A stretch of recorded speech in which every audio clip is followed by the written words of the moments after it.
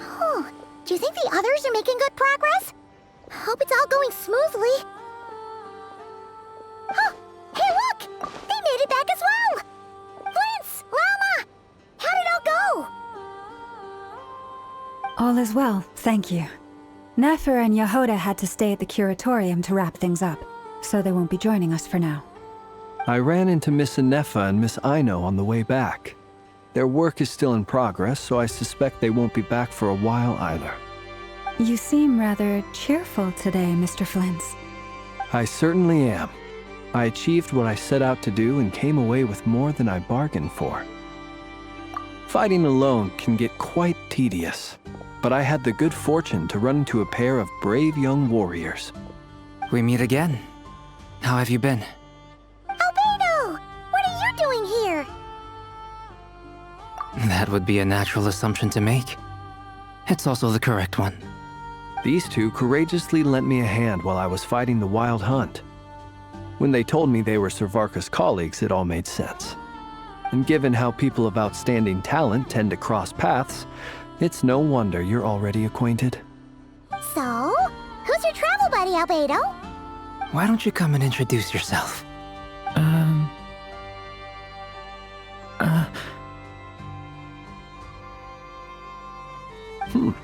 A gentleman of few words, I see, and a rather stern countenance. I presumed you were acquainted with him. Is that not the case?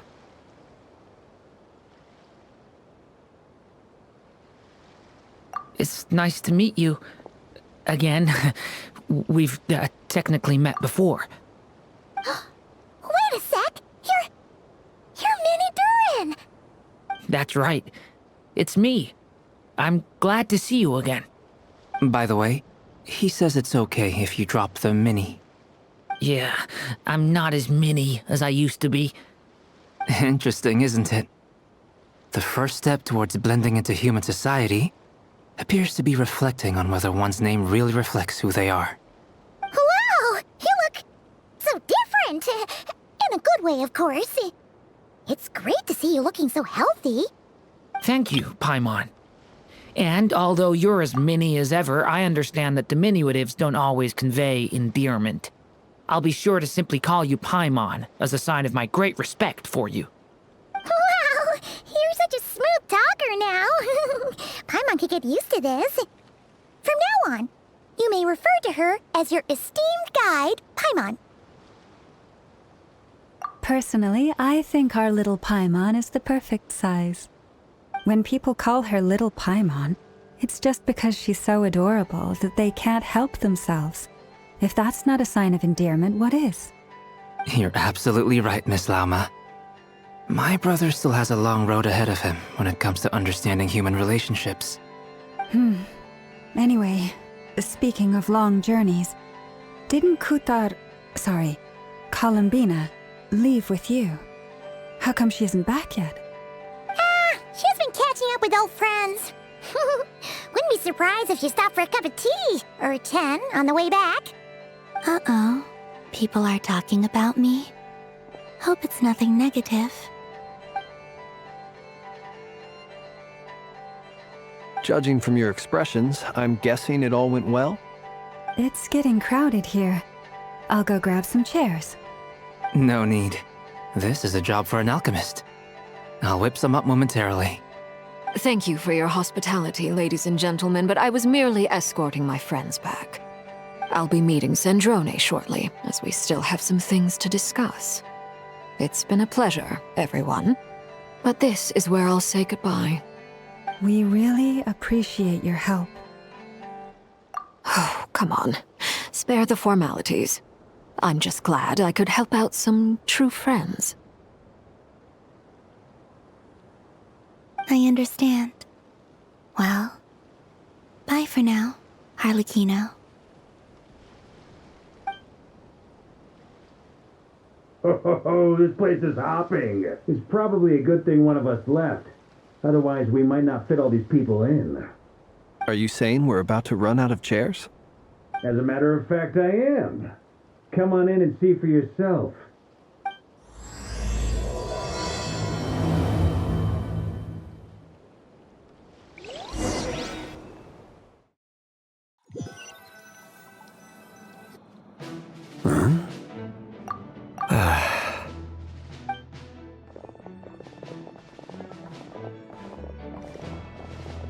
I overheard your little chit-chat outside, by the way. With Miss Columbina's colleague gone, we should be back to the original crew plus the other colleagues I brought in. Though, it looks like we have another new face. Someone else managed to rope in a colleague, too?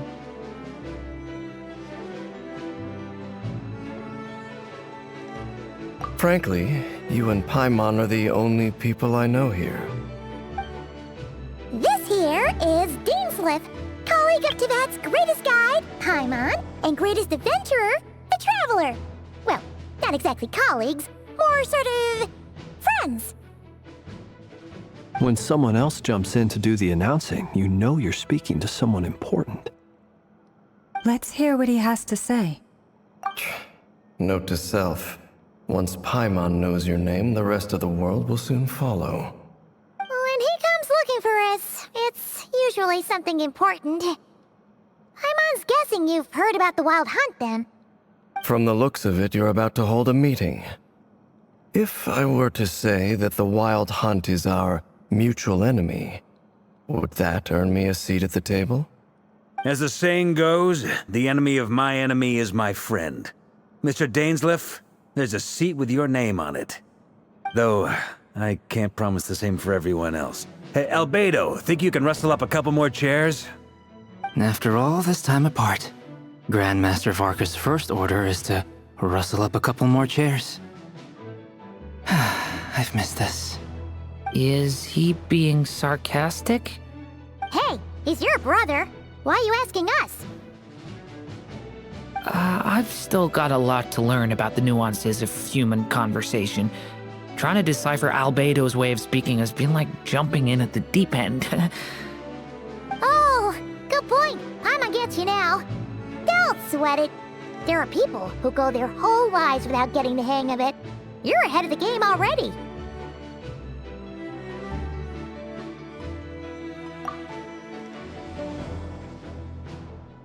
I wonder what's taking Nefer so long. Perhaps you should go and check in with her. If anyone can hurry her along, it's you. I just got back from the curatorium. Besides, aren't you curious to see what's taking her so long? Miss Nefer doesn't strike me as the type to share secrets.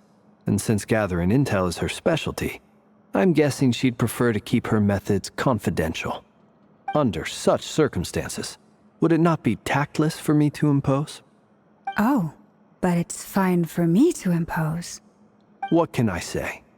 You have an unrivaled ability to garner people's affection, Miss Moonchanter. Besides, you have far more in common with her than I do. All right then. Impressive. She barely fought back at all. I admire your powers of persuasion, my friend. As I'm sure Miss Lauma will realize soon enough, the trick in life is to always pitch in with other people's responsibilities so that you can be selective with your own. Another trick is to simply hide in the background. Spoken like a true sage.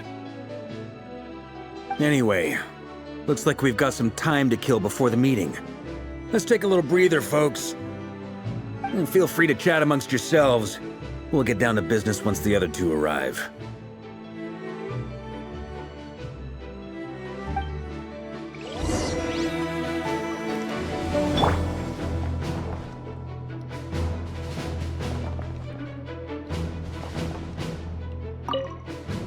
You're both awfully quiet. Why don't I start us off with an icebreaker? Much obliged. Have either of you ever had your portrait painted? If not, I'd be glad to help. That sounds like a lovely idea. You know how to paint, then? I dabble occasionally. He's an excellent painter. Tables, chairs, people, dragons, you name it. He'll paint it for you. I'm flattered. If I ever get the chance, I'd like to give it a try myself. I'll bear that in mind. Anyway, how about you, Durin? What sort of portrait would you prefer? Oh, I'd be fine with anything. Whatever style feels best to you. Very well. Then I'll play it by ear. You can replicate any style I want? I can try. If you show me a sample, I'll do my best to match it. Thank you. In that case, I'll dig up some reference material for you.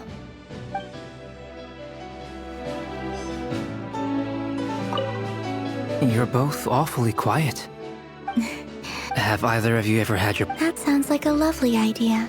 I dabble occasionally. He's an excellent painter. I'm flattered. If I ever get the... I'll bear that in mind. Oh, whatever styles. Very well. You can replicate it. I can try. Thank you.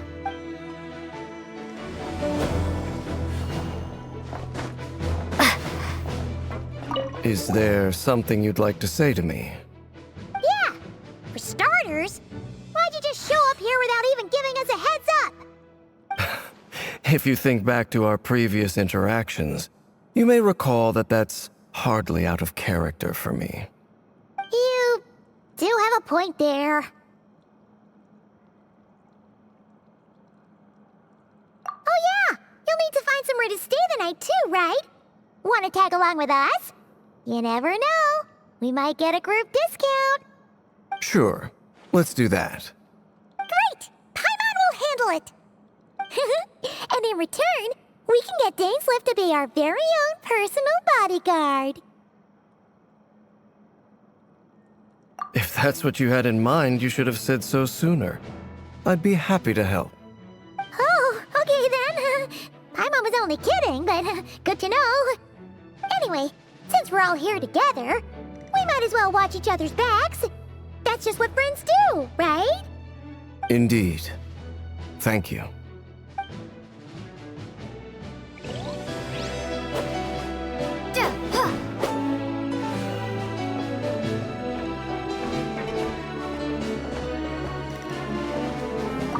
Truth be told, I can't remember the last time I was in a meeting with so many people. You're not alone there, my friend. The Lightkeepers also struggle to bring everyone together for a serious discussion. I don't doubt that. I've only ever met two Ratniki, one being you, and the other being that young guy, Itlua. Itlua is a good apple. I'll give him that. He's kind, honest, and regularly delivers supplies to my lighthouse. A true Ratnik to the core. In that sense, he puts me to shame. So you're what? A fake Ratnik?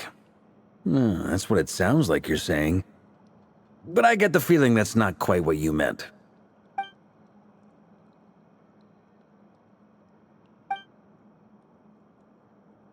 Come on, why the awkward silence?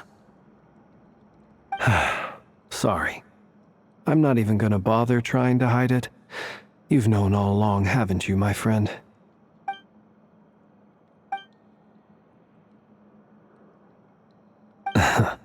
Now that was an awkward silence. Let's just keep this between ourselves. Probably best if Itlua doesn't know, huh? That goes without saying. Gotta be careful what you share with youngsters, after all. Anyone else in the know? Let me guess. The Traveler and Paimon? It's dangerous being too sharp for one's own good, you know. Then, in the name of the Animo Archon Barbados himself, I swear your secret's safe with me. When we went for drinks, you said that you and Barbados were practically best buds. In the light of that claim, do you really expect me to take your oath seriously? Of course. Just as long as you don't go spreading around the fact that I'm close with Barbados, all right? Fair enough, then. Nothing like a bit of mutual leverage to seal the bonds of friendship.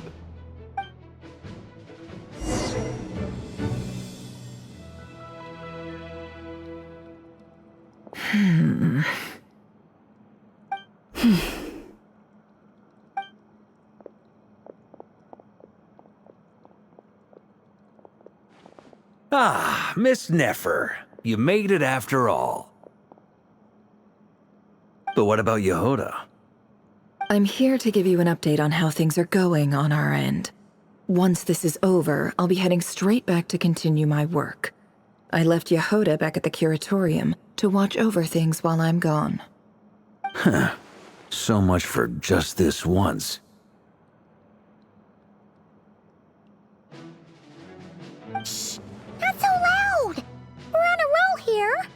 What if she remembers and suddenly decides to back out? Did you say something, Mr. Varka? Huh? I didn't say anything. Right, Flins? Must have been a frog. They get so noisy around here at nighttime. It's like they're putting on a concert in the background. Anyway, before we begin, there's a few introductions to make. Let me start by saying that it's an honor to be speaking before so many distinguished colleagues and collaborators. First up, we have Miss Lauma. As Moon Chanter, she's the leader of the Frost Moon Scions, a local religious community in Nodkrai. Then there's Miss Nefer, boss of the Curatorium of Secrets, an intel gatherer extraordinaire. Nefer is leading the investigation into Rerer's background, assisted by Jahoda and Lauma. From the little I've heard, they're making some great progress.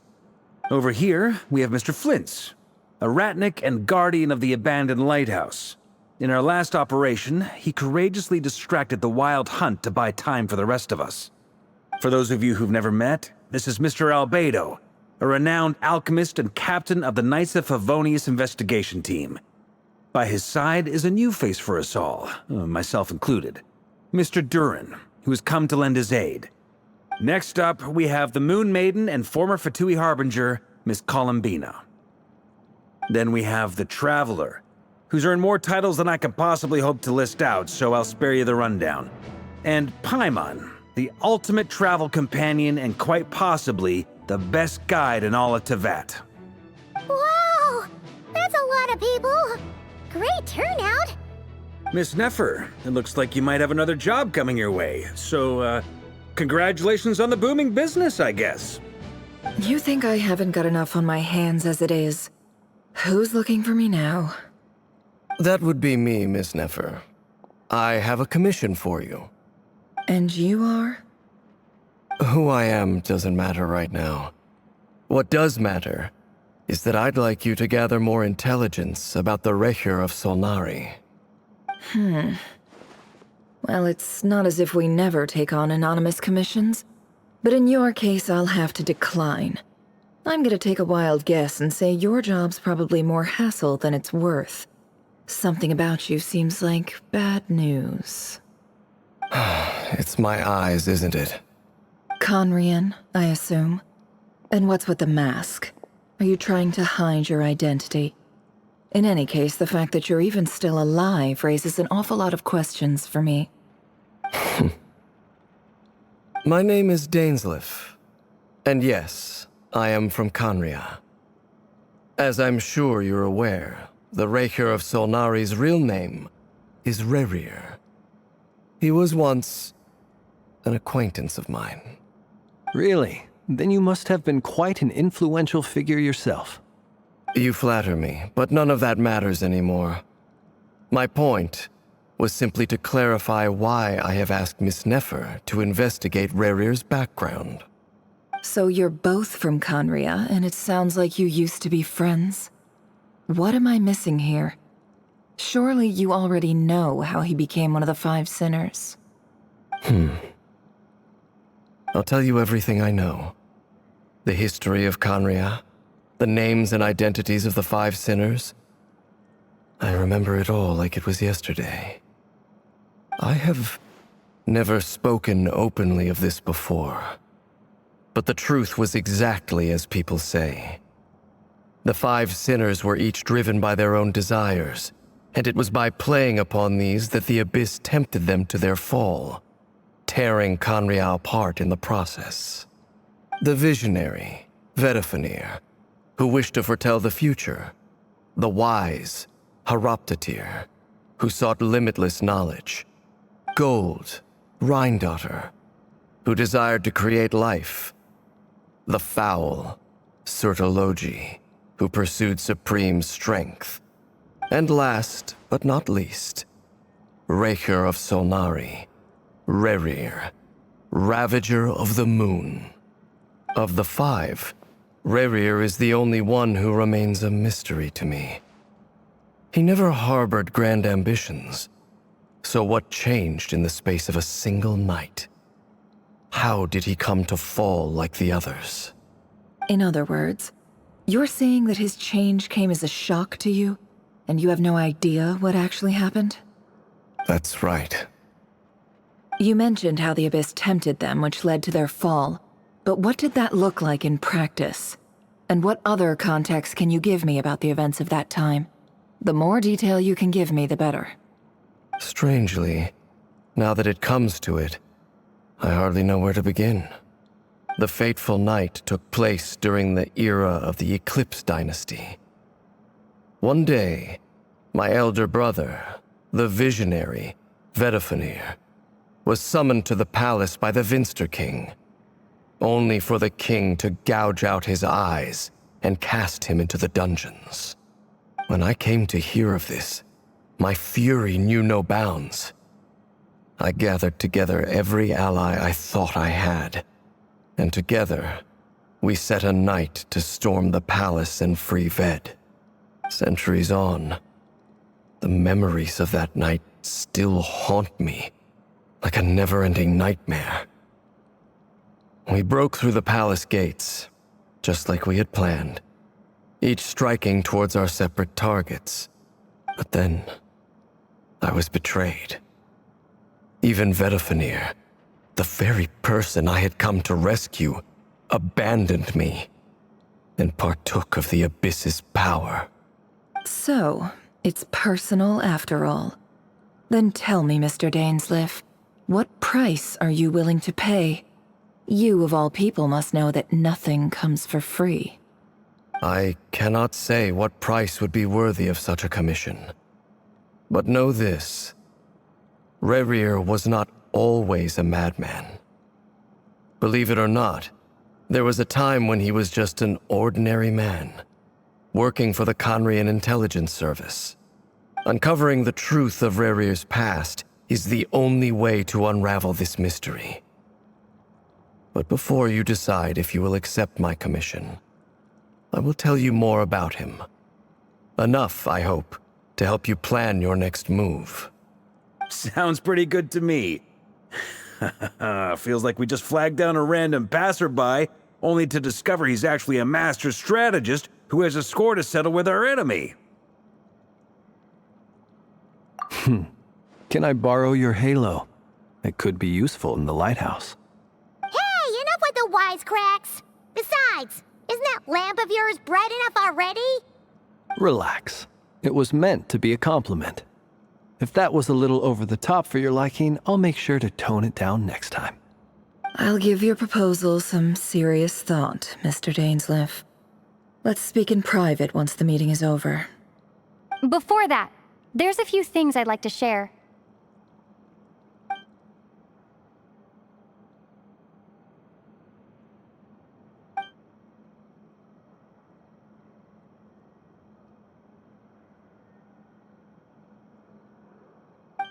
Now that we've united the hearts of the three moons, your power should be greatly enhanced. But it seems like that hasn't happened yet? I believe it will take a little longer. You've done so much for me, so I want to be completely honest with you all. Even though I'm doing a lot better now, the truth is, my recovery will likely be an ongoing process. From the moment I was born, my power has been slowly ebbing away. And that is because Tevat has never accepted me. Even with the moons united as one, it seems my rejection cannot be undone. So far, I have yet to find a solution. It may turn out to be a problem that will plague me until the day I finally leave this place behind. Even so, I will do everything in my power to help you drive out the Reihir of Solnari. As Arlecchino put it, this is not about chasing the spoils of victory. It's just a gesture of heartfelt gratitude. Kutar.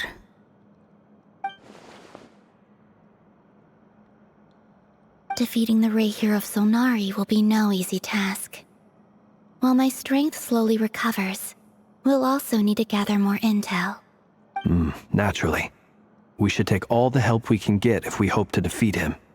We've considered several viable plans now, But our choice hinges on the answers to a few key questions. Is it even possible to kill Rerir? What experiences shaped the person or monster he became? And what's he really after? Given Albedo's expertise in alchemy, I think we should leave him to try and answer the first of these questions. Understood. As for the other two, I'm afraid we'll have to count on you again, Miss Nefer. Believe me when I say it's not my wish to burden you. But right now, relying on your skills is our only option. So you're placing all your hopes on me, huh? We can't thank you enough for agreeing to help us. Honestly, I can hardly believe how lucky we are. You sure have a talent for changing your tune, Miss Moonchanter. Timid like Jahoda one moment, then Flints's insincere flattery the next. Ladies, please. I must object to your portrayal of me. That's all. Feel free to keep bickering. Just pretend I'm not here. I almost don't want to leave this room. I'm curious to see how this plays out. I have faith in you, Miss Nefer. Something tells me you'll stand by us until the very end. Oh? And what makes you so sure of that? What if I suddenly decide that my compensation is insufficient? This isn't about the money. I can sense that you've got a deep-seated distaste for Rerir. And knowing you, that alone is motive enough.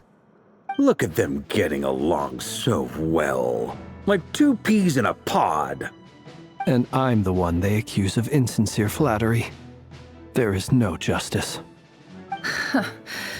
Miss Lauma, you have to understand something. Unlike you, I don't actually enjoy having everyone's hopes on my shoulders. Is that right? Well, maybe the fact that I'm willing to put my hopes in other people says more about me than you. But the fact is, I also trust you. And that's because I know that you're someone we can count on. Anyway, we've got our plan, so let's get moving. Mr. Dainsleif, let's talk. And Traveler, once we're finished, if you've nothing else planned, I'd like you to come with me. This whole experience is teaching me a lot. For instance, I now know that when other issues come up in the future, I'll have far more luck getting Lauma to convince Miss Nefer than trying to do it myself. Hate to say it, friend, but that's one of the funniest things I've heard in a while. Why? You think I've got it wrong? Quite the opposite. But what makes it so hilarious is how long it's taken you to realize.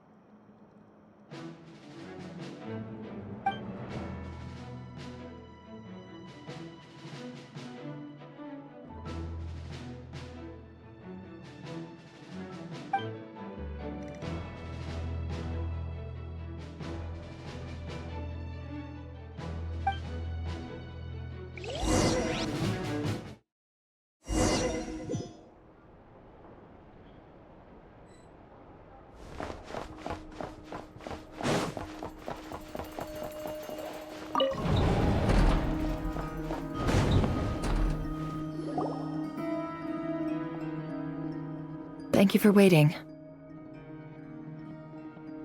It's okay. We actually used the time to help Dainsleif get a room at the hotel. That's very considerate of you. Now, I trust you share my curiosity about Rerir's past, and you seem fairly familiar with Mr. Dainsleif already. We spoke at some length after the meeting. He was the one who suggested I should invite you to join this operation. He feels confident that these secrets will be safe with you. Dane has a lot of faith in us, that's for sure. Likewise. I appreciate that you got right on board without interrogating me about why I invited you. It shows that you trust me to explain everything in due course. That's because we know what you're capable of. We appreciate you too, Nefer. You might have been forced to help in the beginning, but this time, it was your choice. That's one way to put it. Another is this, that once a decision's been made, it's set in stone. After that, my only goal is to see it through. Alright, so here's how it is. I'm going to access Rerir's thoughts again using my confidential method. Now, I'm sure you've seen things like this before on your travels, so you're surely well aware of how dangerous it can be. The reason I've gathered you all here is to ensure my safety during the proceedings. I plan for us to enter the fragment of his consciousness together, and once inside, I will focus on searching for information. Think of this as a diving expedition into someone's brain. If I'm the diver, you are my safety equipment, tasked with keeping me alive while I'm under the surface. Once the ceremony begins, we will all be spying on privileged information. But in the interests of safety, you must remain absolutely silent at all times. We will discuss our observations after the ceremony has concluded. Lastly, any individuals of a weaker constitution are advised not to partake in the ceremony. In any case, Paimon has her own job to do, which requires staying in the room but not joining the ceremony.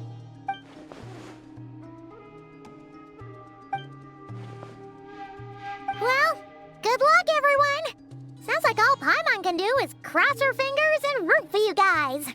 There's a little more to it than that. I was being serious when I said you have a job to do. While the rest of us are inside Rerir's mind, it's imperative that we have a team member on the outside. In the event that something goes wrong, you will be our first responder. I don't anticipate any issues, but the extra level of safety will be greatly appreciated. I second that. This is a dangerous operation here, and you're our whole rescue team. That's pretty much the most important job in the crew. So, Paimon's like the lifeguard? Yeah, that makes sense. All right, got it. Good. Please, take a seat. We'll get started momentarily.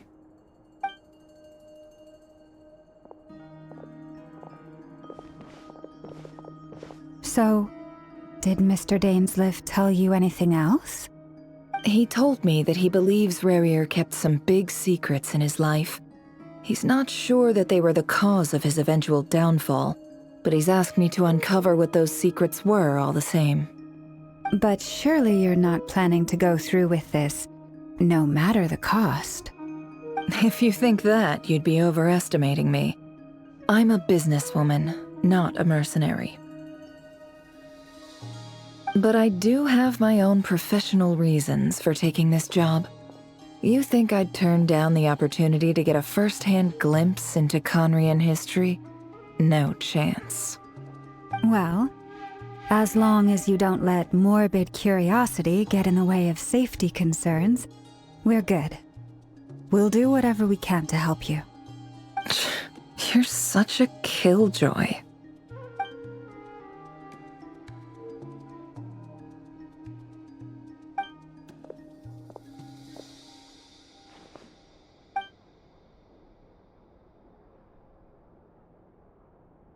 All right, I'm good to go. All set over here, too. Promise, Paimon, you'll be extra careful. All right. Let your whole body relax. We're about to begin. Close your eyes.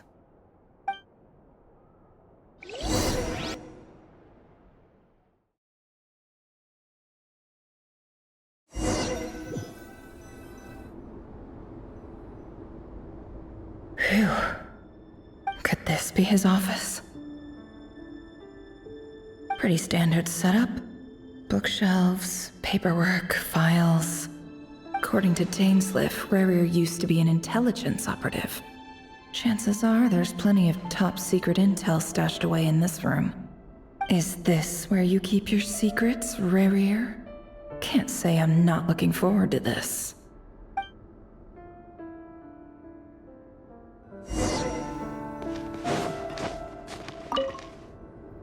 Wonder what kind of encryption technique this is. Seems like it has to be inserted into that camouflage device nearby. Aha! It's an audio recording. Please, hear me out. I can't shake this feeling that someone's been spying on our house. No, I'm not being paranoid. It's true. I saw someone dressed in all black. It was a couple of days back, but that was on another street, not near my house. I swear, I know what I saw! There's a note in the margin. Surveillance of the run for their residence has concluded. We apprehended the target and filed the mission report last night. Could the voice in the recording belong to one of Rarir's targets?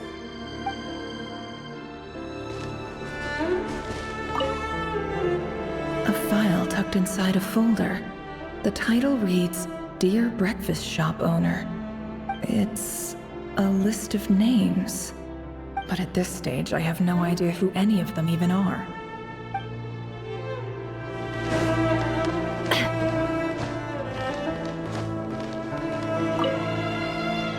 Bookshelves full of documents.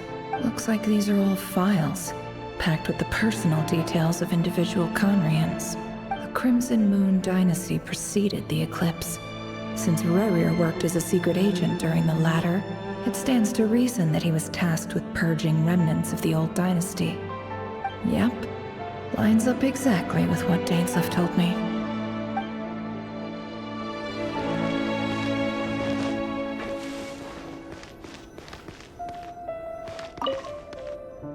A box containing a ring inlaid with a precious gem.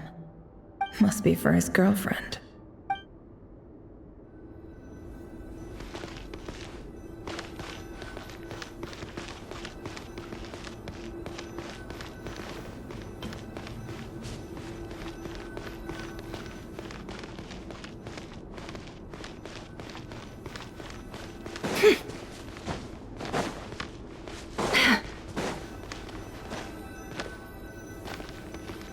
He looks even gloomier than last time. I wonder what's changed.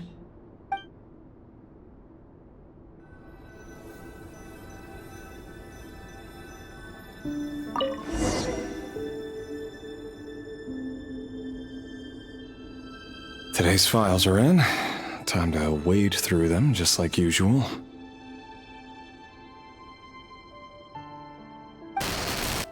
Male, 51. Occupation, cook. Confirmed Crimson Moon descendant. Has maintained frequent contact with other descendants over the past year. Poses a threat to the dynasty. Neutralized.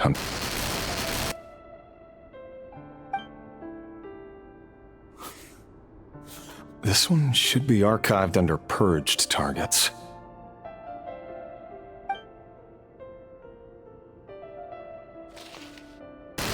Female, 23. Occupation, office clerk. Confirmed Crimson Moon descendant. Has maintained frequent contact with other descendants over the past year. Poses a threat to the dynasty. Neutralized.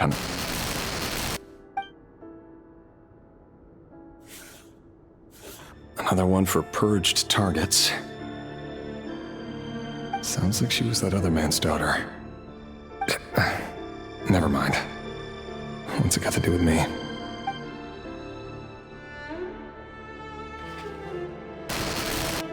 Male, 40. Occupation, teacher. Confirmed Crimson Moon descendant. Has been observed making contact with other descendants during the past year.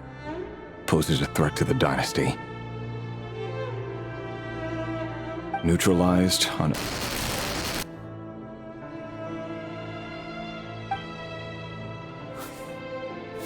Just another nobody for the archive. Come to think of it, I remember surveilling this man. A case like his never would have been considered a priority in the past. Huh. He barely even interacted with other Crimson Moon descendants.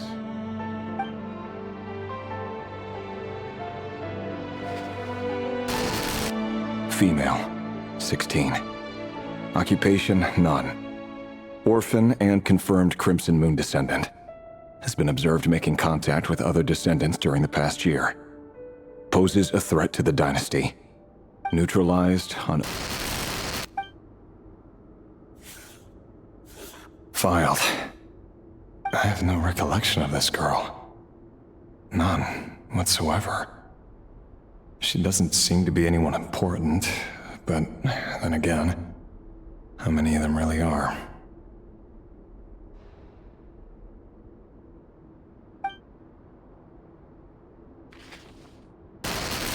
Female, 13. Occupation, none. Orphan and confirmed Crimson Moon descendant. Has been observed making contact with other descendants during the past year. Poses a threat to the dynasty. Neutralized and... Filed.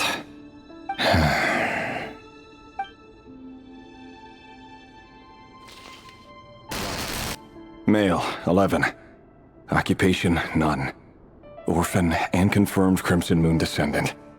Has not been observed making any contact with other descendants during the past year. Poses a threat to the dynasty. Neutralized and...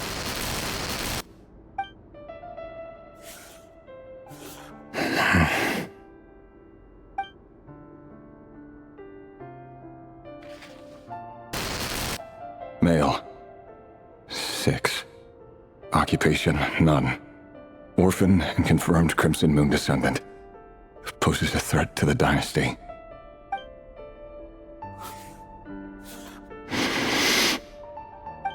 It's funny, isn't it? Your job is becoming both harder and easier at the same time, depending on how you look at it.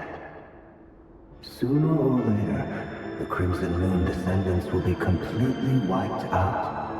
But as their numbers dwindle, they become harder and harder to track down. That's not how it is. Fortunately, however, most of the able-bodied adults have already been taken care of. The remaining weaklings will be increasingly easy to deal with. No! No. My job is to ensure the survival of the Eclipse Dynasty. And the only way to do that is by eliminating any and all potential threats. It's a perfectly legitimate line of work. Every single one of my colleagues can attest to my fairness. And if my friends were aware of the facts, I know they'd back me up too. Assuming, of course, that they were aware of all the facts.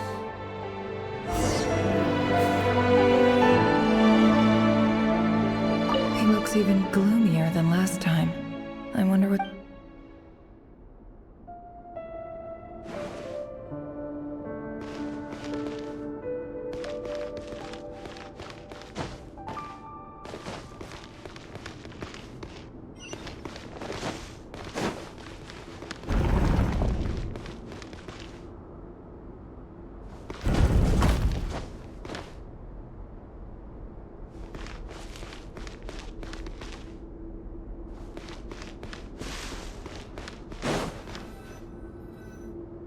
Mr. Vedifalnir? It's been quite some time since we last met. Revier, I trust you're here because you have something important to discuss. Forgive me. I wasn't tuning out, it's just, I noticed you didn't even phrase that as a question. As if you knew I was coming. Tell me, does someone in your position ever feel the need to ask questions at all? It is indeed within my power to foresee certain things. Things like your arrival. I was just thinking. It won't be long before I'll be inviting both you and Dane to my wedding. That isn't a lie, but nor is it a fact as such. It's a wish, isn't it? No fooling a prophet, is there? Ever since that day we met for drinks, I knew it was only a matter of time before you came looking for me. Does it feel good? Knowing how the future will unfold. I'm afraid the notions of good and bad fail to capture the complexity of what such a power entails. Once you've seen what will come to pass, it can be all too easy to succumb to fear and melancholy. Unless, of course, you learn to abandon these feelings. You fear my silence, and long to hear the words I left unspoken that day. That's right. You must have noticed my reluctance to broach the subject. And the reason is simple. Because the truth could never have lived up to your hopes. For both our sakes, such words are better left unsaid. The burden of prophecy was never meant for your shoulders. So who exactly do you deem worthy to hear your prophecies? None but our exalted king? Or rather, our king as he once was. You're closer to his majesty than I am. You must know better than anyone how much he's changed. You say that as though it is to my benefit. Yet precisely because of that, I dare not speak rashly. A king can turn out to be the most virtuous of rulers, or a tyrant more terrible than the most vicious of dragons.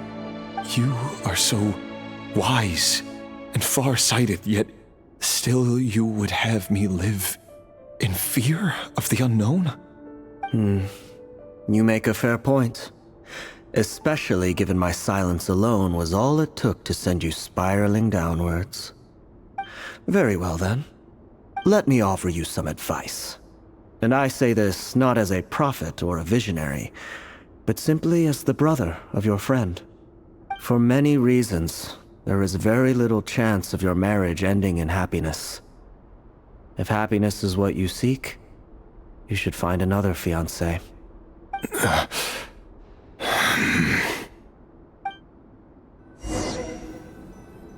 Hold on. There's that same black fog again. Could this memory belong to Thelindis? Guess I better tread carefully.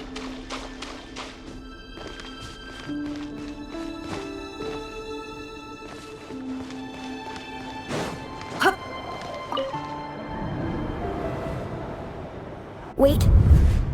Hear me out. This time we finally got a clear look at his face and learned his true identity. His name is Rayrir, and he claims to be one of the king's guards. What did you say? A cruel irony, isn't it? The man you're set to marry leads a double life as a brutal executioner. Why are you telling me all of this now? Simple. It's because I want you to kill him. You are the only person he would never suspect. No, absolutely not. I would never dream of doing such a despicable thing. So you'll just stand by and watch him slaughter us to the last? Do not forget that the blood of the Crimson Moon flows in your veins too. The blood of the Crimson Moon? What does that matter now? The dynasty has long been dead and gone. You think that alone is reason enough for me to throw away everything I have? Why wouldn't it be? You two were once a child of the Crimson Moon, just like me. Don't tell me you've never felt so much as a flicker of fury for the way we were trampled into the dust. As long as you promise to abandon this pipe dream of restoring your dynasty, I can try to persuade him. Or have him persuade the Vinster King. Persuade the Vinster King? Do you even know why he's so obsessed with hunting us down? Why he keeps trying to force us to hand over our secrets over and over again? Or why we refuse to give up on restoring the dynasty? The Vinster King. A blind fool. His eyes clouded by powers from beyond this world. A petty little man with a miser's heart. And he dares to sit upon the throne? Mark my words. Sooner or later, Conria will fall. And it will be his doing. If you can't bring yourself to do it, so be it. Just you watch. It won't be long before calamity descends upon us all. The Rayrir of Solnari. That really is quite a secret you've been keeping from me, Rayrir. But who am I to talk? Am I really any better? I've kept my own past a secret this whole time, too. Love should be built on honesty. But ours was born from lies. And yet... is it really so wrong to hide things that would only make life harder? If we don't cover up the parts that no one else should see, How can we go on pretending to be normal? Vedifulnir must have known all this. And that's why he made his prophecy. In the end, nothing stays hidden forever.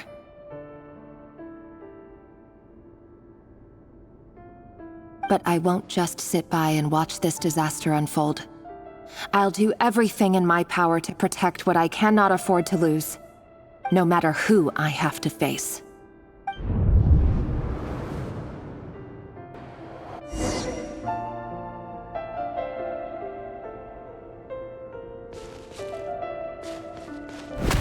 Huh?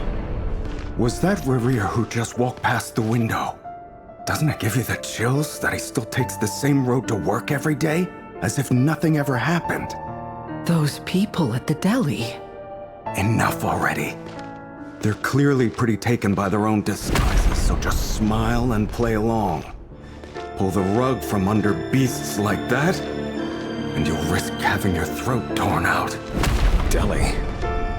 Oh. They're talking about those people from the opposition.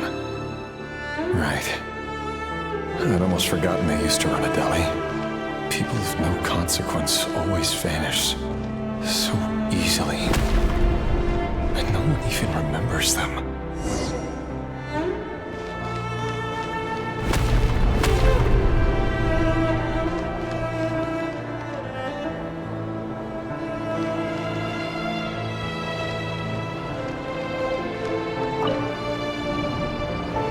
But surely you can see he's not the man he pretends to be!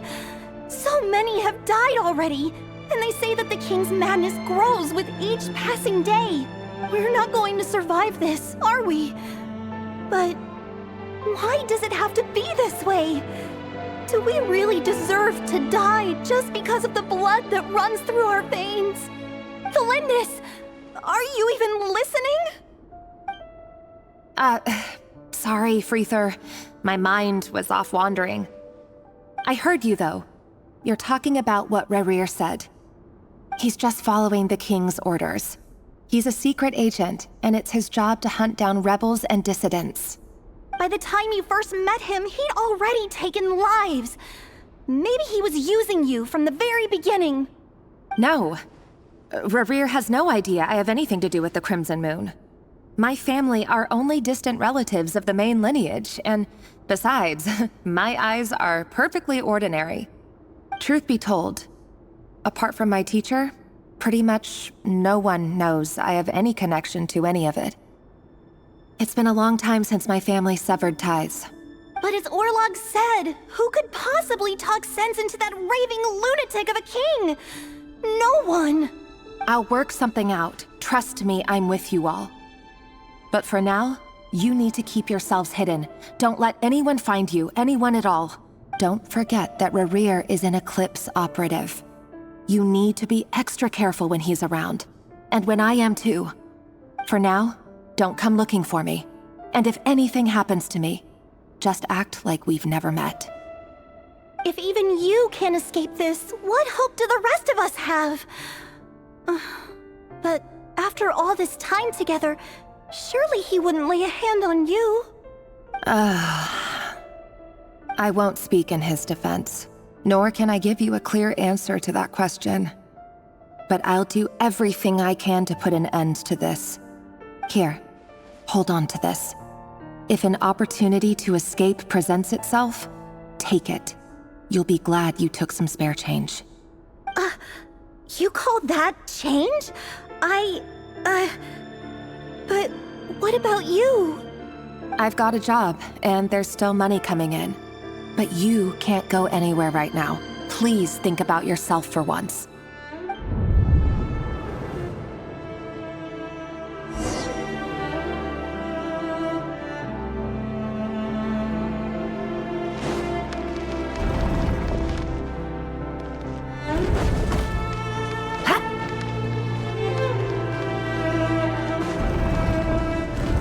Another day, another round of assassination training. Training ground is just beyond this hidden passageway. When you kill a person, doesn't it bother you when you end up covered in their blood? Why would it? Don't we all just walk Looking bloodbaths. Not everyone is accustomed to hunting down others like prey. Even though for so long now, you seem to have forgotten that most people don't go around killing one another. Leave me alone.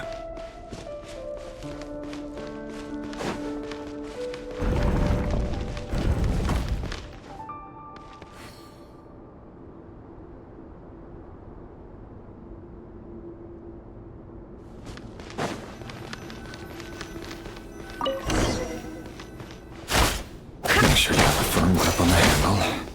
Then choose your angle well. Keep your movements light and brisk. And the prey won't sense a thing. I'll bet no one's ever died a quiet death like your guys. I work clean. No traces.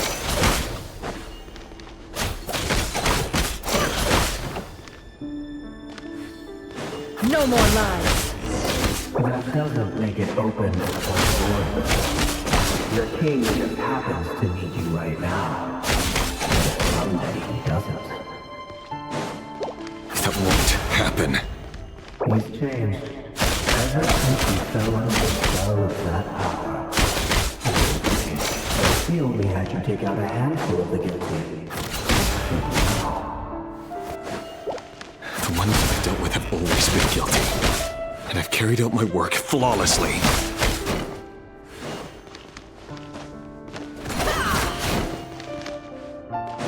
Can't hide the truth.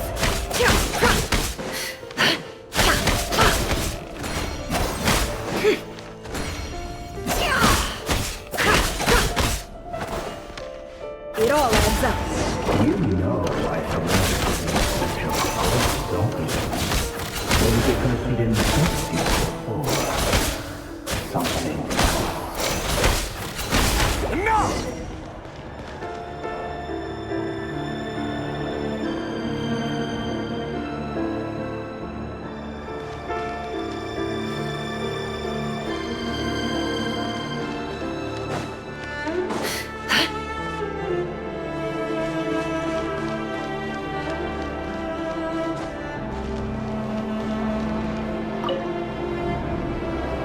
Delindis, do you still remember Orlog?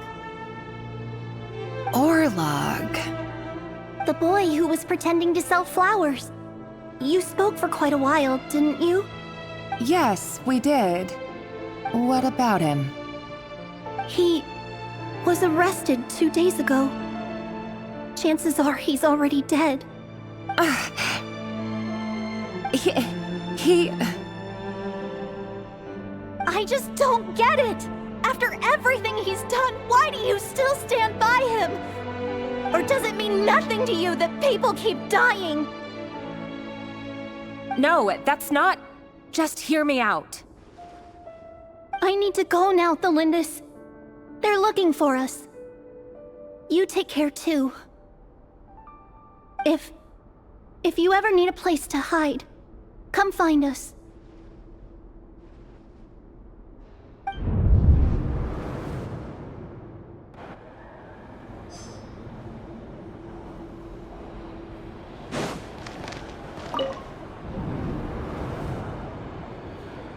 Author Thelindis.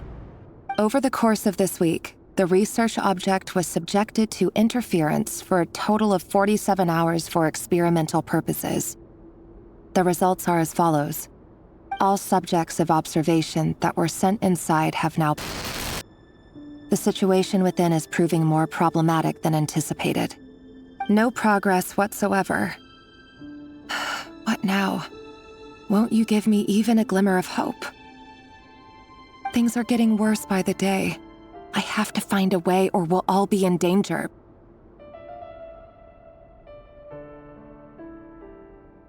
But I... If all this research comes to nothing, what then? Sooner or later, it'll be my neck on the line. But could he really bring himself to kill me? No. Surely he wouldn't have the heart.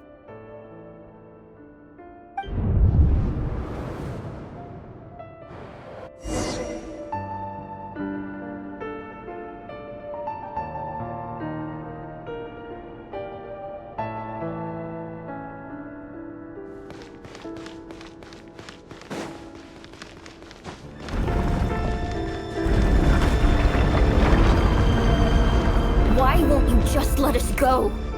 We don't even know each other. All we want is to live ordinary, peaceful lives. You want to live?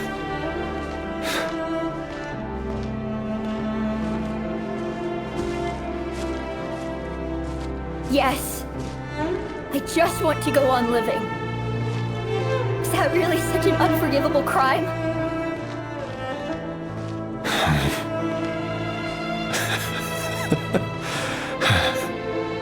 You want to go on living. I want you to keep living too. To keep living forever. That's why I have no choice but to continue on the path I'm on. If only some savior would suddenly swoop down and change the way the world is. Too bad it's not going to happen.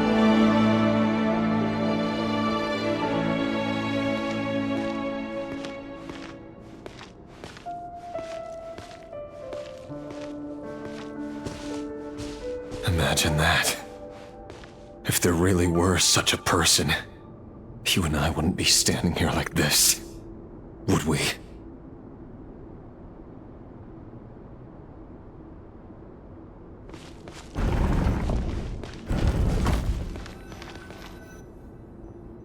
Today's files are in. Time to wade through them just like usual. No, I don't get tired of it. It's my job. And not only am I lucky to have it, I'm good at it too.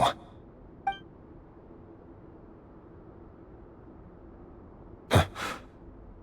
Wait. That's... Flindis? No. No! No! Why? But you bear no mark of the Crimson Moon. How could you possibly have anything to do with them? It cannot be! A diluted bloodline. Carefully concealed. I see it now. You've been living in the shadows just like me. What a fool I've been. Numbing myself with talk of justice. Even imagining my friends would back me up. But in the end, Irminsul. Finster King! How far are you going to take this? From the direct bloodline to secondary offshoots? And then what? Today it's the descendants of the Crimson Moon. Who will it be tomorrow? Will you not rest until everyone down here is dead? No. This cannot go on. This is where it ends.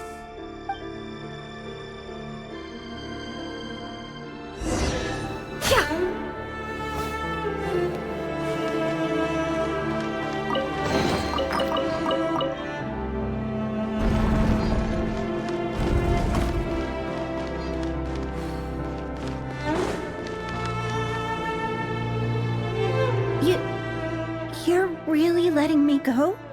I am. As long as you can guarantee that no one will find you. Don't worry, I'll be extra careful. No one will know I was here. But what about you? Me? If you let me go, you won't be able to complete your mission, will you? Good point. In that case, maybe you should stay. No, please! I just want to see the outside world again. To... Go on living? Yes. I know you're a man of your word. So please, just let me go. If I let you leave, what will become of me? Just kidding. Go, now. But remember, don't let anyone know you were caught.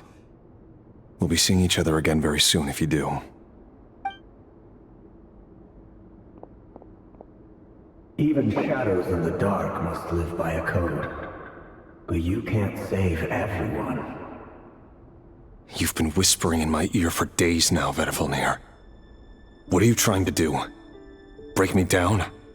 I only say this because you long for an answer to your problems. Let her go, Rerir, or you risk losing everything. I will not abandon Thelindis. Then you'll need a little more vigilance and a lot more power. The world is changing, Rerir. Keep your eyes peeled for your moment of opportunity. That voice used to be so unclear, but now I know exactly whose it is. It's Vedalfnir. He won't tell me how to actually resolve any of this, but he keeps trying to manipulate me like a puppet. What's his game here? Tell me then. What will this moment of opportunity look like? And no answer. He's like a ghost. Always disturbing me when I'm on edge, but never answering when I need him most. So, the Eclipse Dynasty was purging, well, massacring the descendants of the Crimson Moon. And it seems like it was all connected to the Vinster King's research. The King's obsession with abyssal power left the future of Khaenri'ah hanging in the balance. No wonder every aspect of Rerir's life was so unstable. And it looks like this Thelindis, Rerir's would-be fiancée, herself belonged to a sub-branch of the Crimson Moon Dynasty's descendants.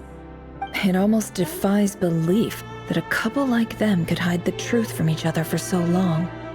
If the Vinster King hadn't intervened in such a drastic way, they might have gone on deceiving each other for the rest of their lives.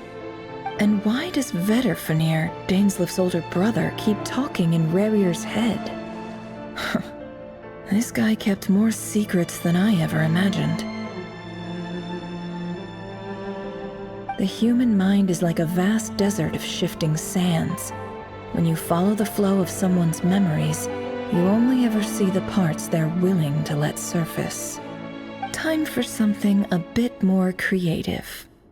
We've been inside Rerir's mind this whole time, building up a picture of his psyche. There's already enough clues on the board to start reading between the lines and mapping out the rest. Now, we can finally begin to put the pieces together. Sure, it'll only be a reconstruction, part simulation, part reasoning, but it's usually pretty accurate. Once we've built up a cognitive profile, we just need to cross-check the logic behind his actions. And then we'll be able to take a sneak peek at whatever it is that Rerir has really been hiding.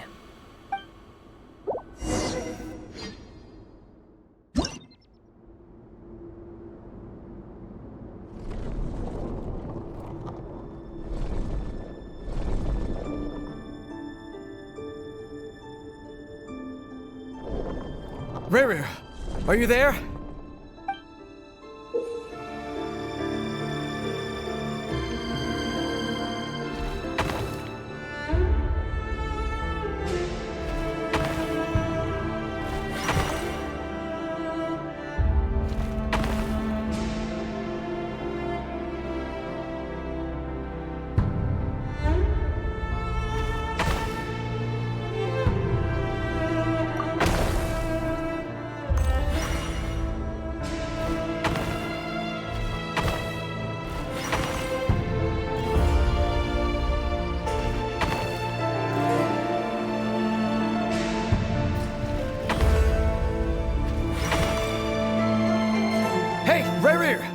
Come out, it's urgent! Dane? What's wrong? Quick, come with me. I'll explain everything once we've met up with the others. Okay. I'll come. But Thelindis is still over at the Universitas. I'll need to leave her a note. All right then, but make it quick. I've never seen Dane so worked up before. Whatever this is, it must be big trouble.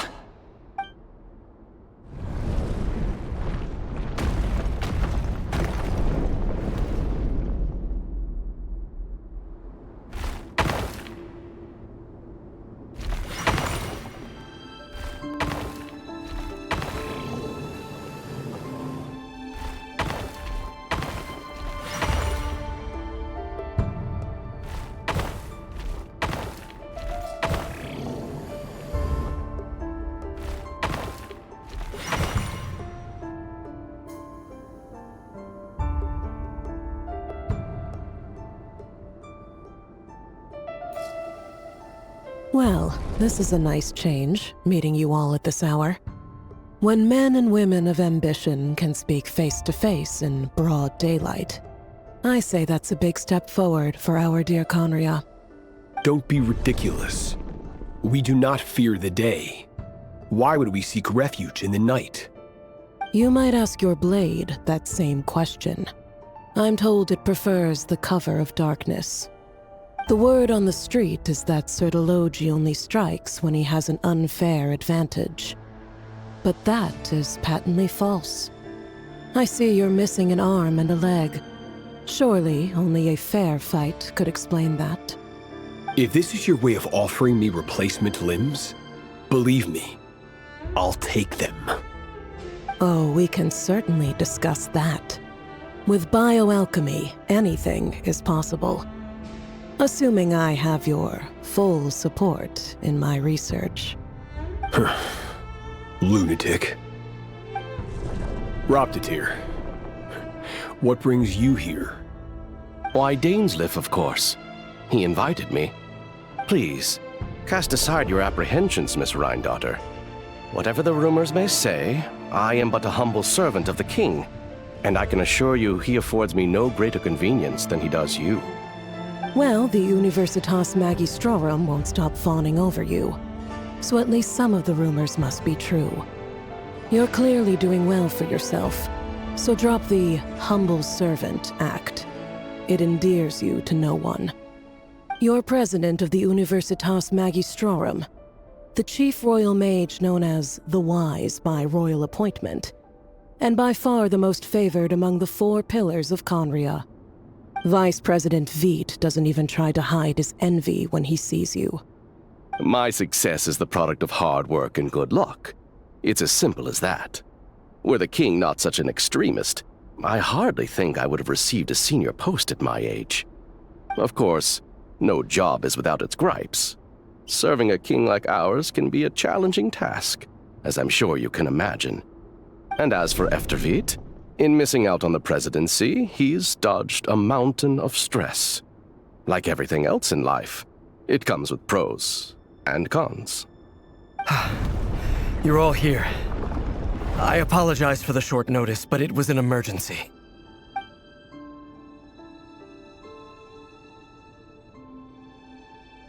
You must be Rerir. Mr. Sir Elegy. Yes, I handled your case file during your sentencing.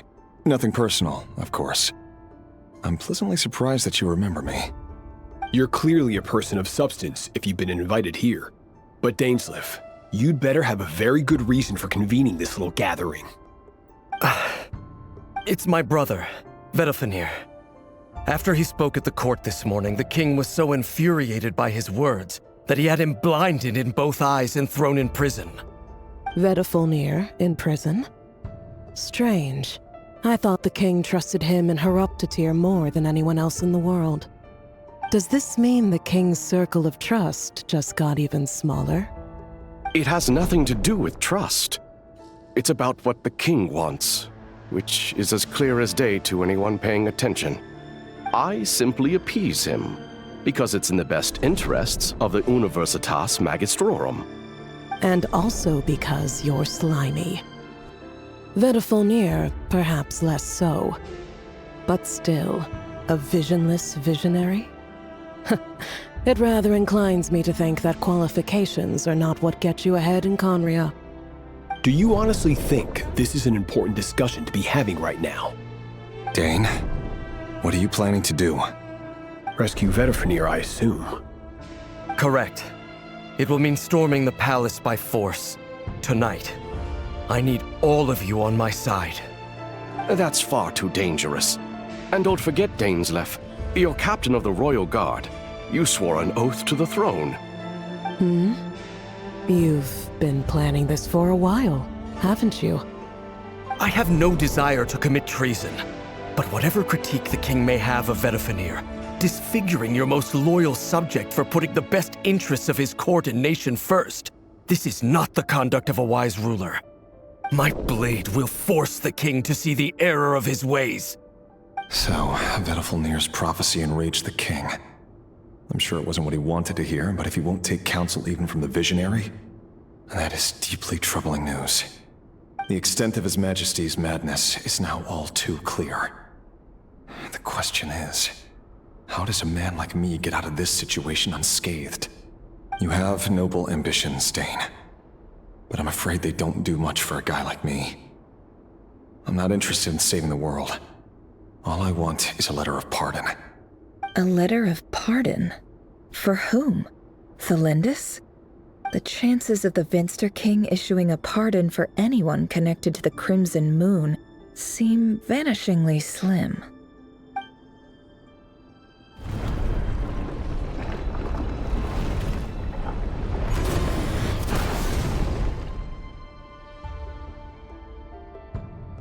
This black fog over the board must have some connection to Thelindis. But why is it taking this form? Does it have something to do with Ravir's past? Another mystery I'll need to unravel.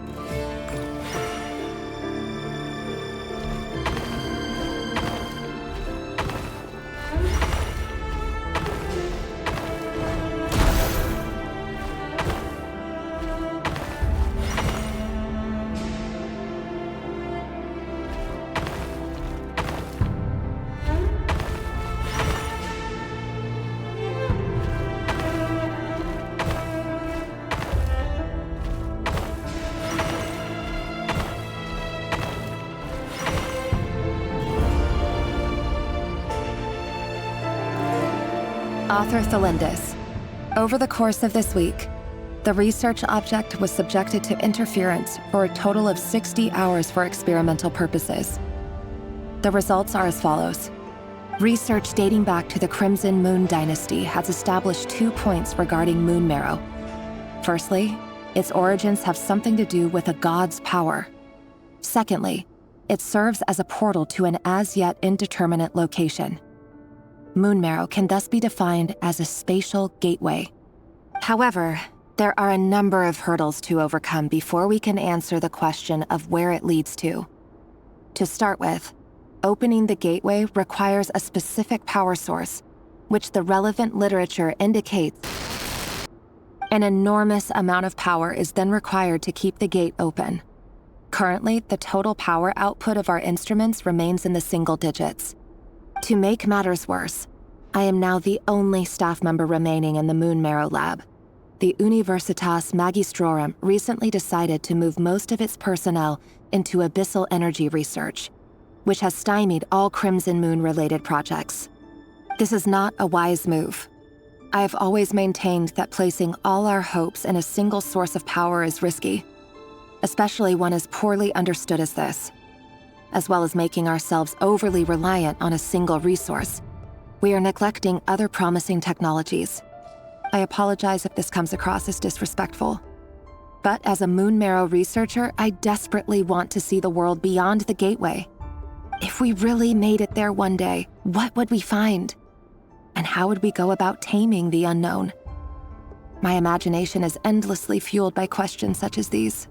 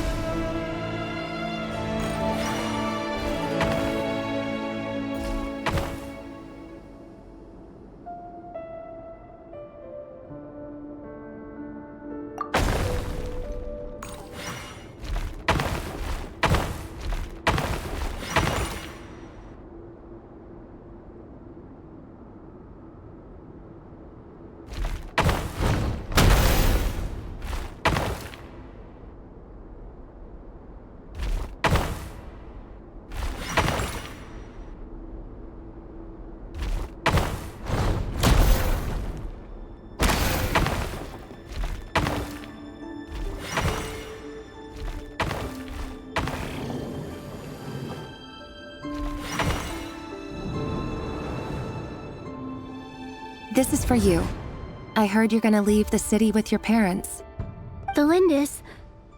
Did you hear about what happened? I've heard nothing. Rerir got back very late last Friday, and he was acting a little unusual, but he slept pretty well, so I'm guessing whatever he did was a good deed.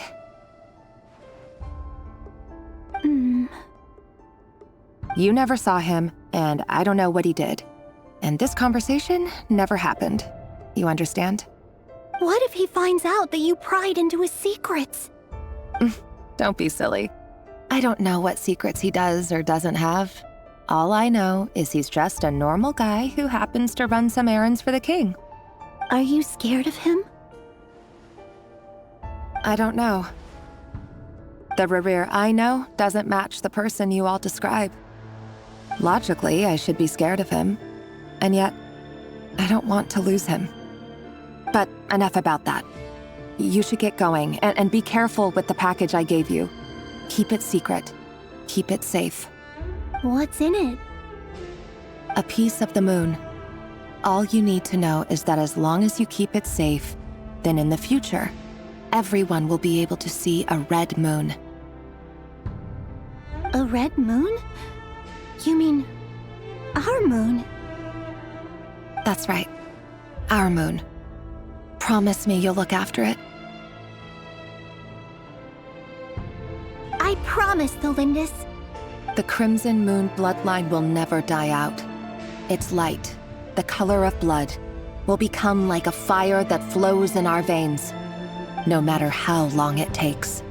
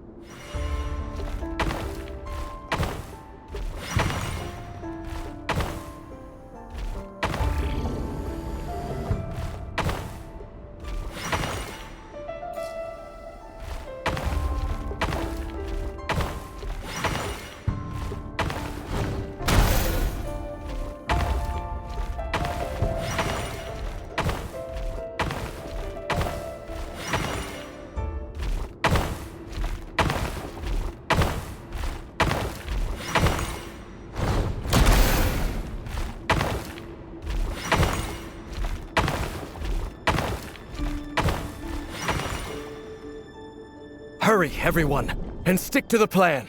Sir Dainsleif, what are you? Is this treason?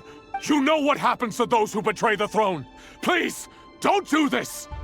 It is the king himself who has betrayed the throne. He has betrayed all of Conria. If you have any love left for justice in your heart, you should join me. It's showtime. Dane and his group will handle the troops in the palace. Then Hraptatir and Reindotter will disarm the security measures. My job is to enter the prison and rescue Vedifalnir. Stay safe. Wish me luck. Look after my brother. Draw your blade. It is time for justice to prevail.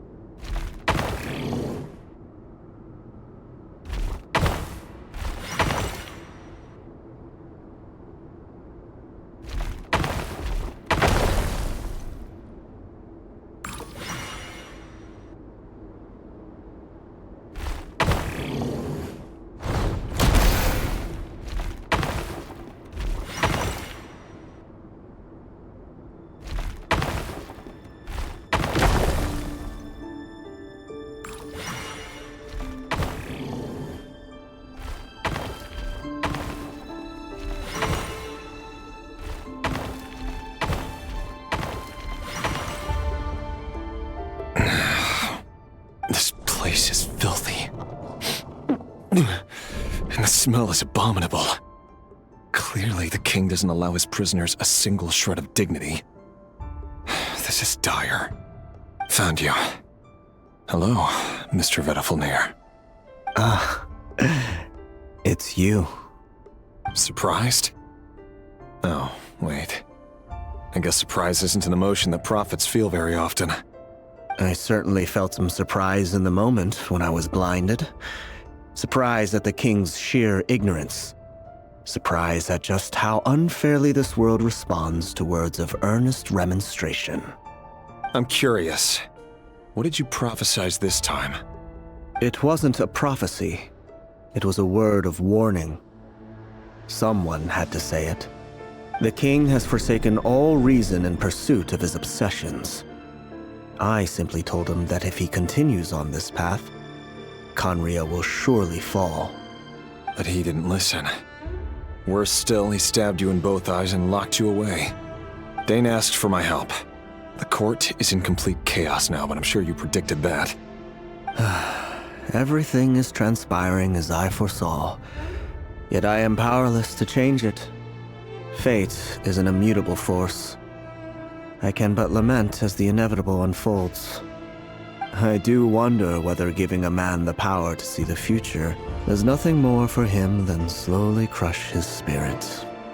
Forgive my curtness, Vedafilnir, but the king did not suddenly turn on you today. His suspicions have been brewing for a long time. You can't have wisdom beyond the reach of your fellow man without attracting his fear and suspicion. There are things the king does not want to see. So, he doesn't want you having visions of them either. He blinded you because he thought this would make the visions stop. He wasn't entirely wrong. I did indeed lose my power to see the future. Right up until... Until what? Just now. I believe I saw something new. Well, tonight could go a lot of different ways. 5 of us banded together to storm the palace, also we could rescue you. This will go down as the most tumultuous day in Khaenri'ah history. I sense hatred in you, but also hope. A desperate hope that with the tyrant deposed, that will be the end of the story. But this is not the end. It is the beginning of a new chapter, in a whole new story. There are many men of honor and courage in this world, Rerir. But you are not one of them. You're not here for justice, are you? You're here for yourself. Is that a dagger? Interesting. Why not the polearm? It was always your weapon of choice. With your abilities, I don't doubt that you were able to recover some of your sight. But I also doubt that you want to make an enemy of me right now. Of course not. We're on the same side, aren't we? We could be. But I need you to be honest with me, Vedafilnir. At this point, you're my only hope for the future. You mean your future? With your beloved, Felindis? Yes. And I know there are bigger things at stake here. A dynasty, a nation, maybe the entire world. But forgive me, I care first and foremost about myself. I can't abandon the one I love to save myself. I just can't do it. But you see a broader picture of the future than I. You see the solutions to the biggest problems of our age. So tell me, what is my solution? What's the answer? In matters of fate, answers are either right or wrong. What will be and what will not. Maybe you are willing to pay a certain price in the pursuit of happiness, but unfortunately, fate does not negotiate. That is the cruelest thing about fate. It is unmoved by your sacrifices. That can't be true. I know it's your voice that I keep hearing in my head, urging me to see how the world is changing, to seek more power, so I can protect the things I love. You show me disaster, but you won't show me how to avoid it? Why? Why are you doing all this? My voice. In your head.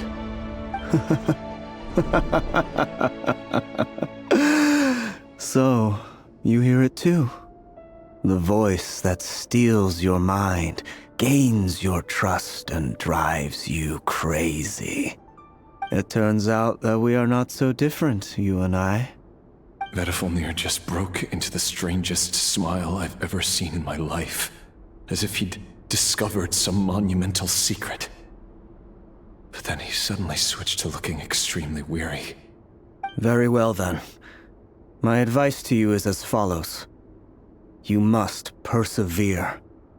Whatever trials and tribulations you may face, be steadfast in the belief that they are your path to the future. For as long as you live, your story with Thelindis shall not come to an end. That is the only chance you have of fighting back against fate. It is up to you whether you believe my words. Regardless, that is all I will say on the matter. I have no right to intervene any further. I will hold you to your word. Thank you for setting me free. In return, I will tell you one more thing that you cannot afford to ignore. Just then, a strange wave of energy rippled through the city. We had no idea what it could mean. If I were you, I would head to the Universitas Magistrorum. The Universitas? Oh no! I'm sure we'll be seeing each other again very soon, Rerir. Whatever Vedifilnir said, I didn't catch it. I didn't even help him out of the prison. There was no time to lose.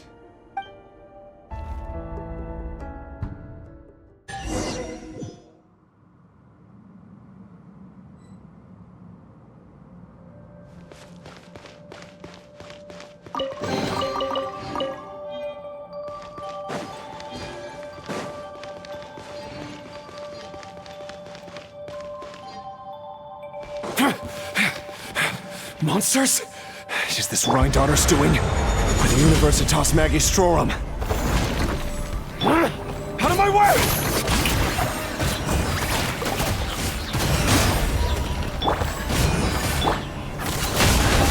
No more lies!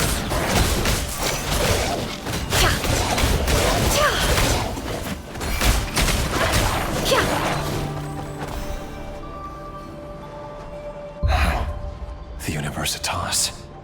That reminds me of a rumor I once heard. Allegedly, the king installed secret mechanisms in the palace and around the city. No one knows where they are or what kind of power they hold. But if they were ever gonna activate, it would probably be on a night like tonight. Help! Help! Hold on! Don't let them anywhere near you! Save me! I can't! Ah! That sounded like an explosion. So, the rumor is true? The king really went through with it? What other means does the king have at his disposal? They must run on power from the Abyss. And given it's a major center of Abyss research, anyone over at the Universitas will be in grave danger. I have to hurry!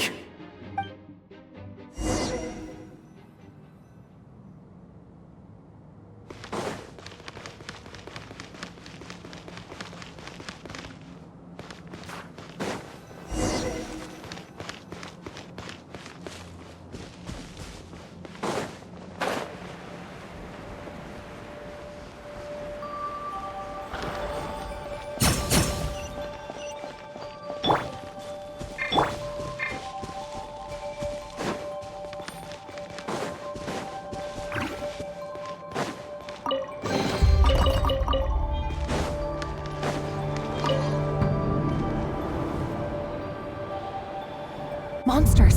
At the Universitas Magistrorum? Why now? Oh no! They're coming! It's no use. The table won't hold out much longer. The weapons. Where are the weapons? Of course. All the lab equipment was upgraded after the inspection last week, but the new weapons haven't been allocated yet. I'm done for. Is anyone there? I need help!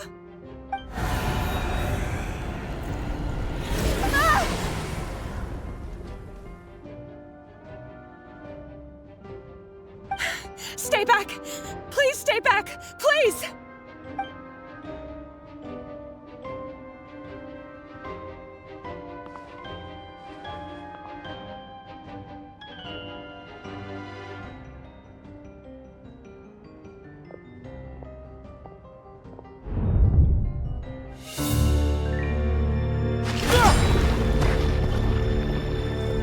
What's that?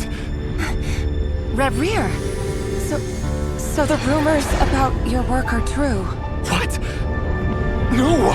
Listen, something happened at the palace tonight. We have to leave! You don't need to lie to me anymore.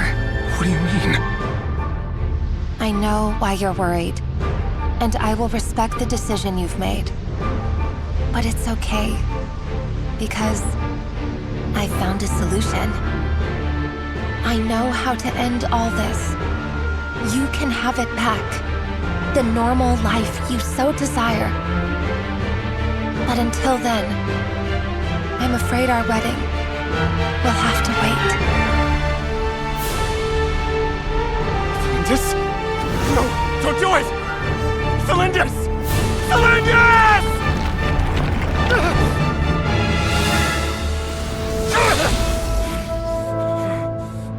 I told you, Rerir.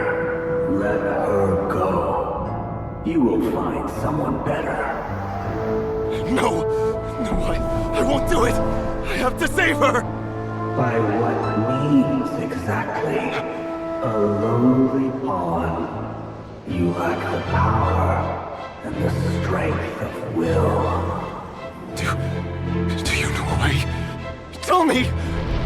Come to the palace. Join us.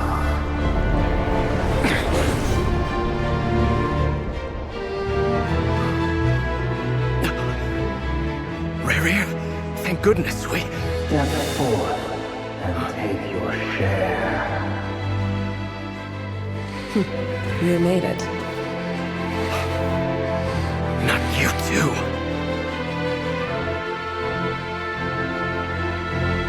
Hatred or grief, despair or desire. We all have our own.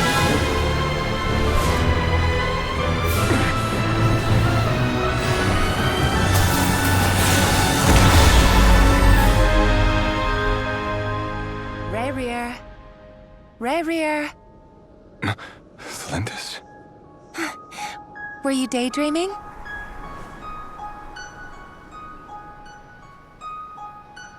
You still remember, Rerir? That question you asked me a couple of weeks ago? Oh. You mean the proposal? Yeah. I'm wondering, where do you think would be a good place to discuss it? Maybe in the garden? Or were you thinking a fancy restaurant? It's your choice.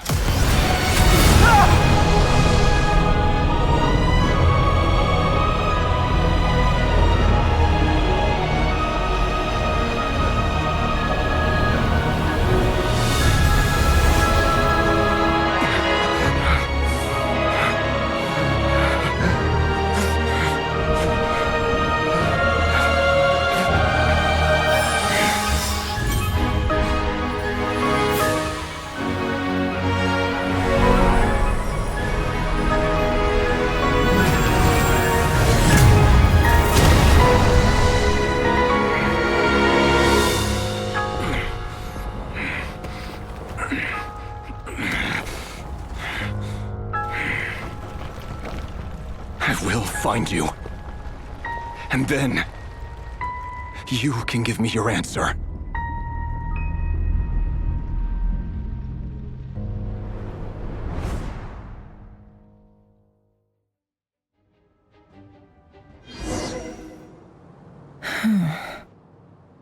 So that's how the Raker of Solnari was born. A monster created by circumstance is a monster all the same. Viewing other people's thoughts for too long can get uncomfortable. Right now, I'm feeling a strong sense of loathing. In a nutshell, The story of Conria is what happens when the truth falls by the wayside. Everyone tells little white lies, and before long, you have a huge pack of lies that destroys everything. Phew. Time to get back. His past is filled with sorrow, but the tale of any fallen civilization is one of endless tragedy. Cruel as it may be, that was Conria's fate.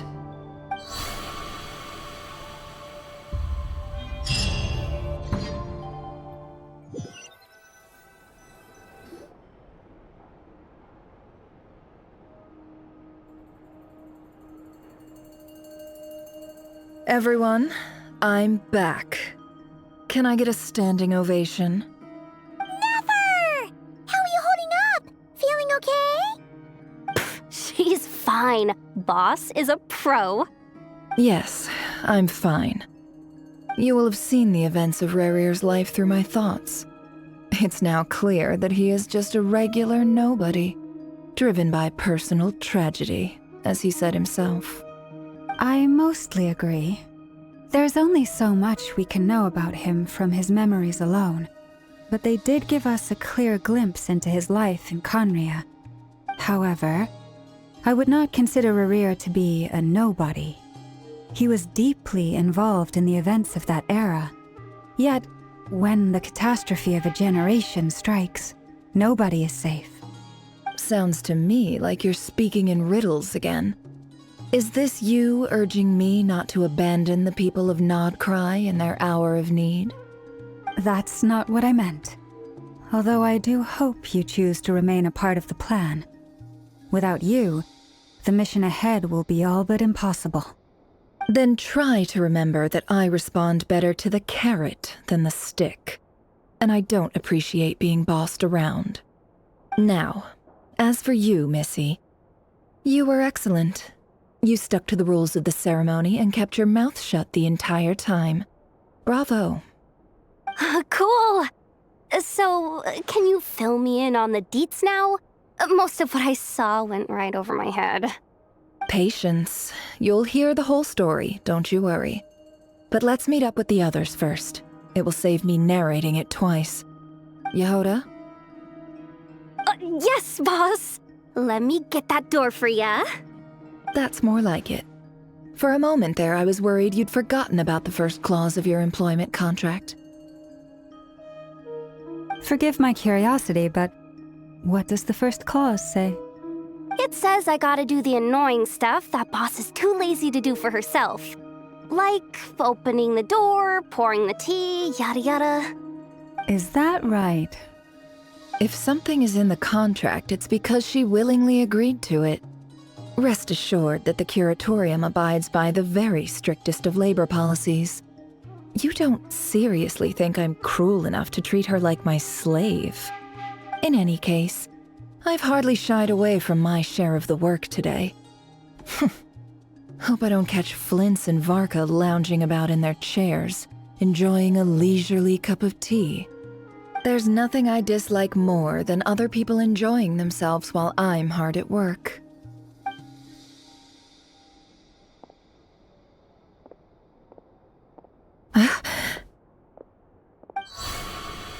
Oh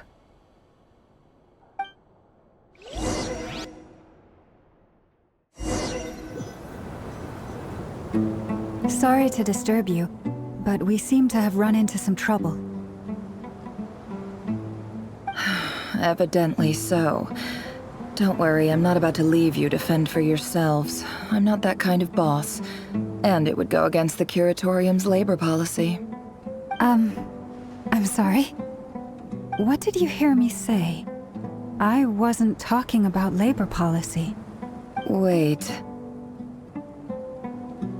How long have I been standing here? Not long. You just appeared by the door a moment ago.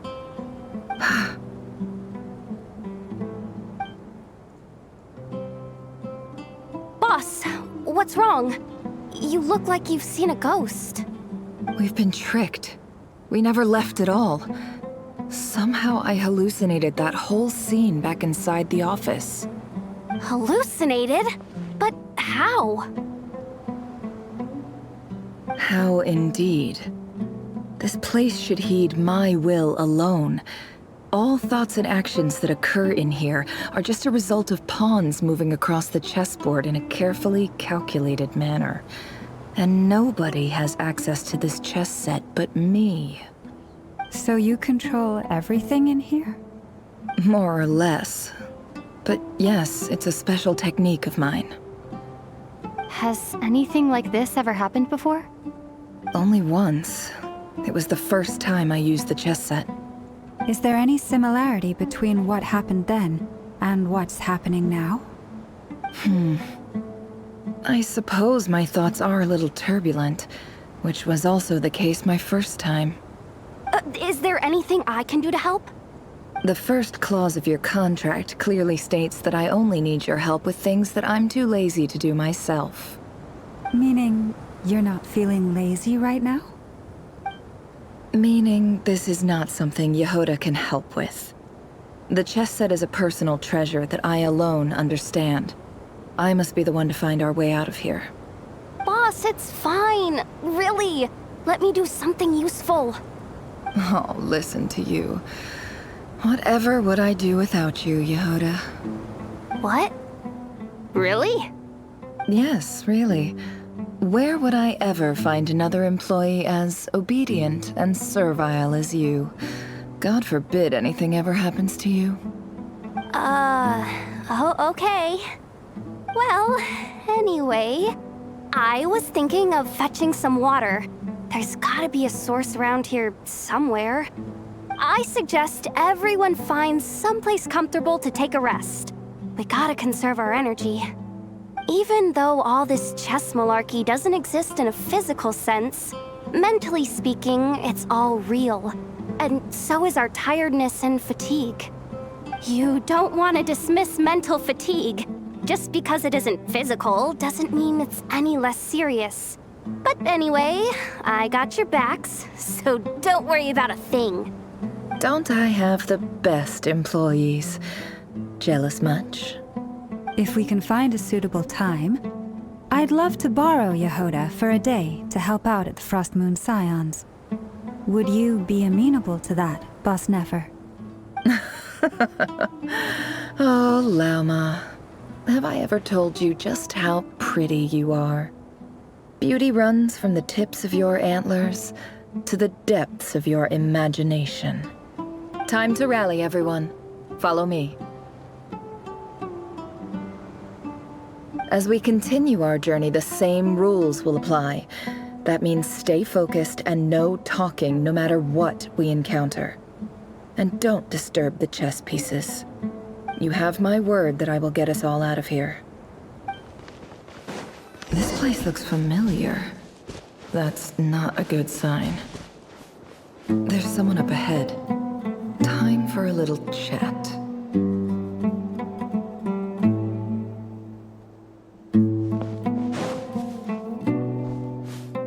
I wasn't expecting visitors at this hour.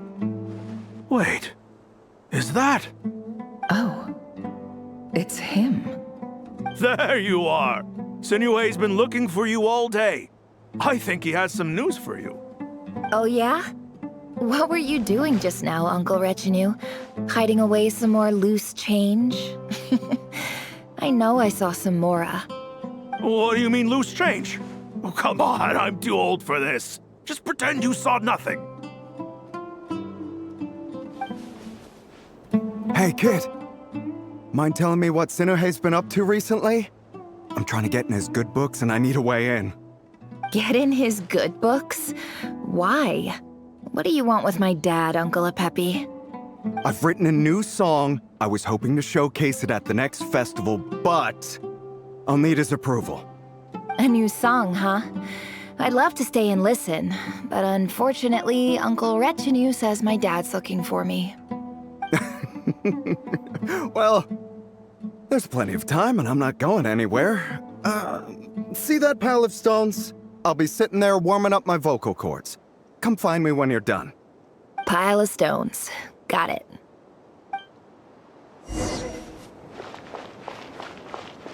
Hi, Dad. Uncle Retinue said you were looking for me. Ah, there's my little princess. If you'd gotten back just a little sooner, you could have shared the spoils of war with me. Spoils of war? Who were you fighting against, Dad? It was just a figure of speech. The aftermath of a sandstorm is no time to be waging war. I was talking about our war against thirst. I went out to fix our water supply problem, and now I'm back. Which means... We have a well again! That's right. I found a new one and brought back as much water as I could carry. It should last us for a good while.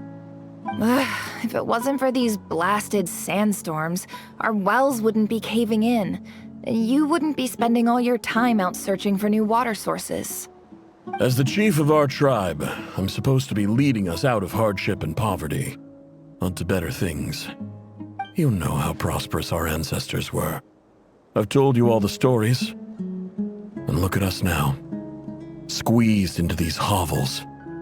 No one would choose this, if it wasn't for the endless wars over the years. But things are looking up. I started working with some folks from the academia a few months back. They gave me some contacts in return for my assistance in the desert. So you're the academia's helper now? Special ambassador, they call it.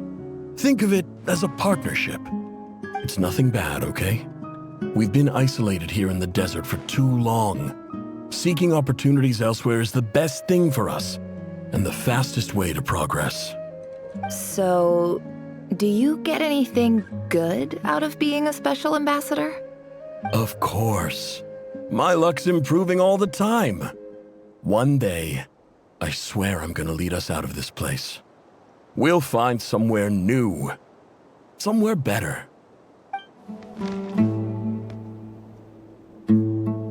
That's our well, and you know it. You stole from us. Well, you've gone from chief to thief, and now you have to face the consequences. Did you really think you could take our water without permission and get away with it? You're either brave, stupid, or both. And that Special Ambassador Act? Yeah, nice try! We spoke to the academia. They said it was all news to them. You're a liar and a cheat!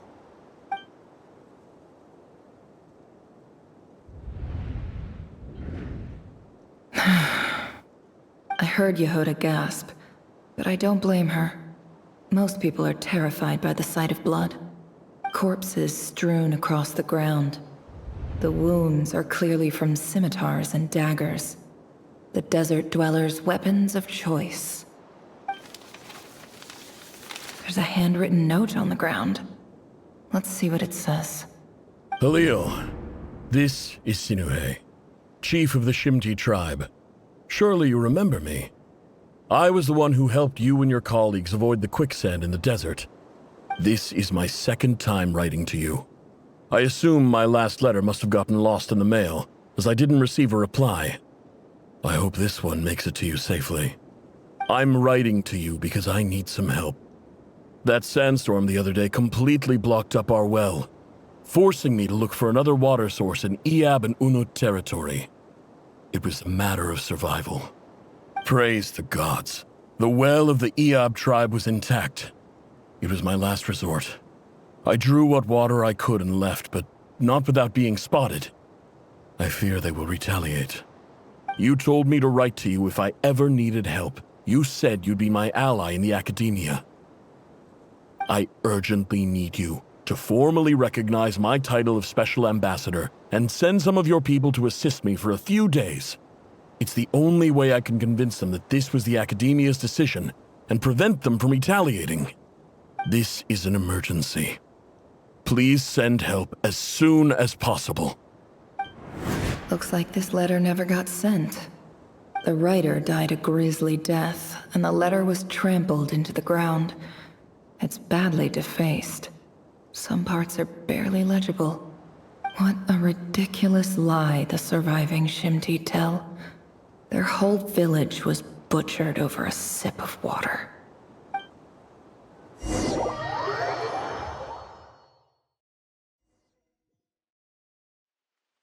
Officer, Welcome. Welcome to our humble village. I thought you would at least have the courtesy to provide some respectable libations. This is the finest wine our village has to offer. I promise.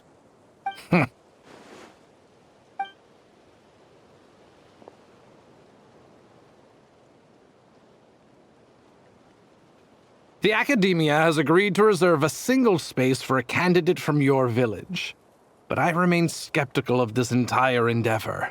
I highly doubt anyone in this desert possesses serious academic potential. Please, have faith. If not in us, then in our god.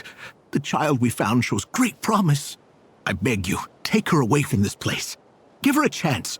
Don't let her talent go to waste. I don't recognize her. New arrival? She showed up here a few days ago and we took her in. She's a really bright kid. Please help. I'm begging you. So, where are you from? Nowhere special. Just a sand dune. What about the rest of your family? How many of you are there? Just the one. It's only you? Correct. So, no brothers, no sisters, no mother or father? Any who have slept on a bed of sand, I call my brothers and my sisters. Apart from that, I have no family. All right. Get over here. Sign your name on the form.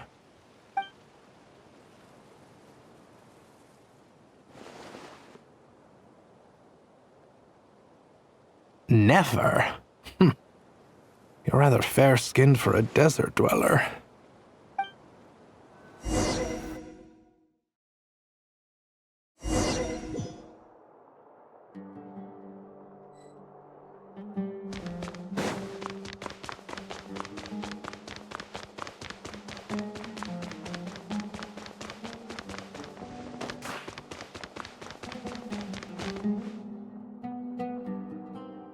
Nefer, this term's assignments have been issued already. Please read through the materials thoroughly, conduct your own additional research, and then write an essay on the topic. Yes, Professor, I'm aware. I just had a couple more questions I wanted to get your perspective on. Oh? Please ask away. Well, I saw the other students' problem sheets, and I couldn't help but notice that my assignment is much easier than theirs. Do you really think I'm a weak student? A weak student? Goodness, no. Quite the opposite. You have a sharp mind. Almost too sharp. I think what you're saying is, a weak student wouldn't have noticed the discrepancy. And if they did, they certainly wouldn't complain about the lighter workload. You see, sharp as they come. You see things the way they are. And I'm sure you know why they're like that. Because of where I come from. Because I'm different. I'm sorry, Nefer. I don't like it any more than you do. It's just... Anyway, you said you had a couple of questions. What's the other one? I wanted to check... If someone sent me a letter to the Academia, where do I go to collect it? Ah, your family wrote to you. Well, as long as they put your name on the envelope, someone should hand it right to you. Not exactly. It's not even a recent letter. I was just curious where the mail would end up if no one collects it. The House of Dana, I expect. I know there's a box for unclaimed mail somewhere in there, probably sitting on a shelf. Whatever you're looking for, that'd be the place to start. Okay, got it. Thank you, Professor. Oh, don't mention it. Honestly, I feel like I failed you. I'm supposed to be your teacher, but I haven't taught you anything. Hey, don't say that. You're a great teacher, and you do your best for all your students. But the rules are the rules. You're not allowed to teach students like me. It's not just the Academia either. The whole world bends over backwards for the successful and leaves the losers to suffer and die. Oh, my dear child. Don't tell me you've given up on life already. I haven't. I just think that if you want to make it in this world, you have to find a way to become successful.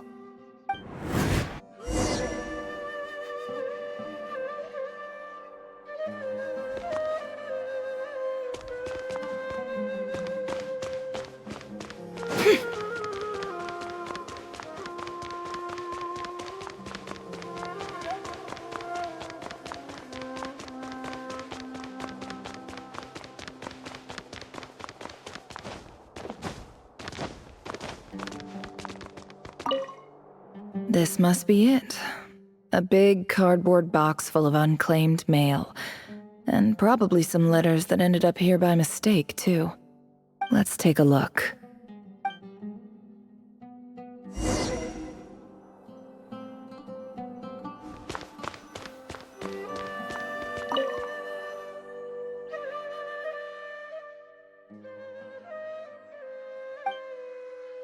A dilapidation survey from Port Ormos.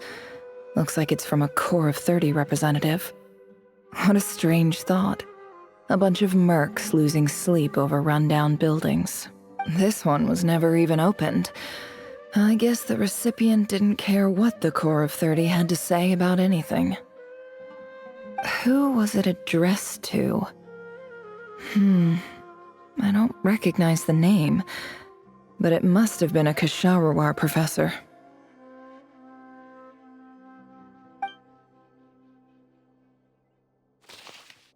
This one is addressed to the Immorta Sage. The title is Changes Observed in Satyavada Life Symptoms. Why do all these letters read like full-blown dissertations?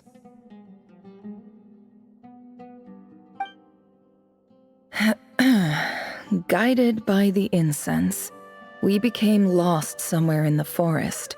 All the barriers between levels of consciousness disappeared as our minds soared around in circles, looking for a branch to seek refuge on. In clinical terms, these symptoms fit the description of incense poisoning. The Immorta Darshan strictly prohibits the use of hallucinogenic substances, but I believe there are still people getting away with it. For example, my neighbor who always breaks out into song and dance after using incense. This seems like something the academia would want to know about. Why wasn't it collected? Wait, what's this written on the back? It's so small. The note says, "The sender authored this letter while under the influence of mushrooms. I would send it back, but no return address was provided. Stamped by the Grand Conservator of the House of Dana."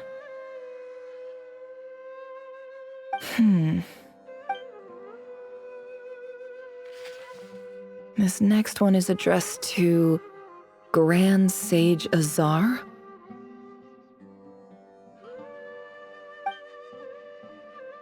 A few words of protest regarding recent changes in Sumeru's educational policy. In recent years, the academia has taken on a small number of students from the desert region, as per the policy to this effect. However, it appears to me that these students have not, in fact, been provided with educational opportunities that are, in any meaningful sense, equal to those enjoyed by their peers. As well as receiving dumbed-down assignments and perfunctory tutoring, they do not even have full access to the Akasha system. Education is the fundamental purpose of this institution, which should go without saying in a nation whose founding virtues are knowledge and wisdom. I ask you, is the lip service we pay to the policy of education for desert students Truly the standard of pedagogy to which the academia aspires. As Grand Sage, policy decisions are your prerogative, but do not forget your roots. You and I were once students too, as was everyone else in this institution. I do hope you will give some serious attention to this matter. I encourage you to discuss issues like this with myself and others, and listen to some alternative opinions. Great letter. Shame it didn't get to where it needed to go. And the sender is... Huh? Sage Cyrus of Spontamod. I didn't realize anyone else even knew how bad students like me have it in this place. So this is where letters from the Sage of Spontamod end up? Nice one, Grand Sage. Really enlightened leadership. Whatever. This isn't what I came here for. Moving on. I'm not exactly holding out hope that a letter sent from the desert would even make it here. But if it did, where else would it end up if not in this box? I can't believe how much discarded mail there is. Must have been years since someone last went through it all. And this is just one box. The whole house of Dana is boxes on shelves. I don't believe for 1 second that any human being has sat down and read through all the documents in this place. Who has that much free time on their hands?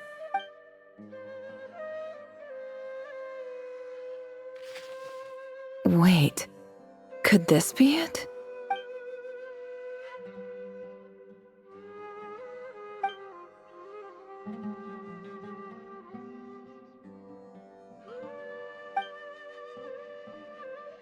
Greetings, Halil. My name is Sinue, chief of the Shimti tribe. I was the one who came to you and your colleague's aid when you ran into trouble in the Great Red Sand. I don't know how well you remember it now, but I brought you to safety and gave you some water and other supplies. You seemed very pleased and told me your name. In my tribe, learning a person's true name is serious business, and I therefore see you all as friends. You were kind enough to leave your contact details, so we could stay in touch. The Shimti tribe lives a harsh, nomadic existence in the desert. You were sympathetic towards my plight, promising to make me a special ambassador of the academia and help us find a way to make a better living. This brings me to my reason for writing. Our tribe has fallen on particularly hard times, and I would like to ask for your assistance. There was a terrible sandstorm a few days ago, which blocked up the well in our land. To ensure my people's survival, I had no choice but to venture into Iyab and Unut territory in search of an alternate water source. The Iyab and Unut are descended from the Thamudians, while we trace our ancestry to Tulatala.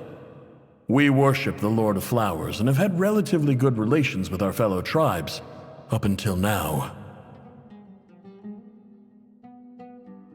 I found a well belonging to the Iyab tribe. They declined to help us, but I really had no other option, so I took some water to keep me and my tribe alive. My actions are certain to incur their wrath. When we met, you assured me that you would be my ally in the academia. I would like to take you up on that offer, because I really need your help. I wonder if you could send an academia representative to meet with me. That aside, the last time you were here, you mentioned that the academia had started accepting students from the desert, and I told you a little about my daughter, Nefer.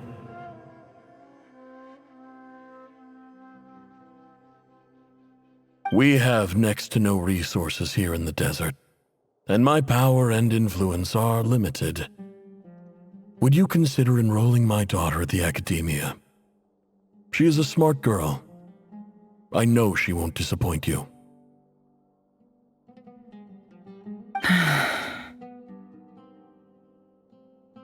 From the outset, the academia never took you seriously. Those things they promised were just empty words. I doubt they even remember the name Sinuhe. And you were so emphatic that your luck had finally changed for the better. You swore you'd lead us to a better place one day. You spoke with such conviction, like you were the most powerful chief in the whole desert. You liar. You lied about everything. You promised the world and delivered on none of it. And who fell for it? Just me, by the looks of it. Despite your best efforts. Which makes you a pathetic liar. You weren't even any good at it. I think I'll take over from here. Let me show you how it's done.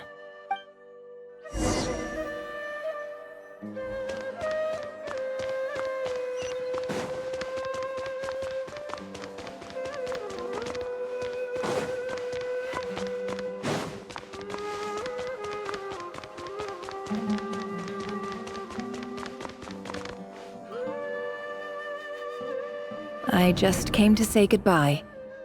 Thanks for everything you've done for me in my time here. Nefer? You packed your bags. Where are you going? I'm quitting. Something's come up in my hometown. Gonna head back and deal with it. Huh? But this was a hard-won opportunity for you. You know that better than I do. It was. But it doesn't matter. I have more important things to deal with, and they can't wait. Oh, and I didn't want to overfill my bags, so I left some incense on your desk.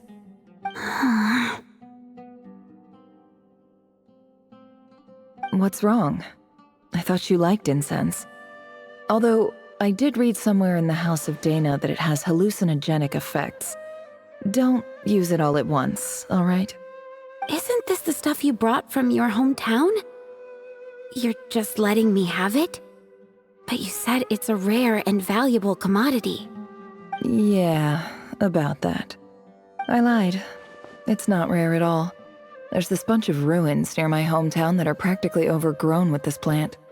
It's not worth much. Keep it, it's fine. But Nefer... All right, that's all from me. You take care.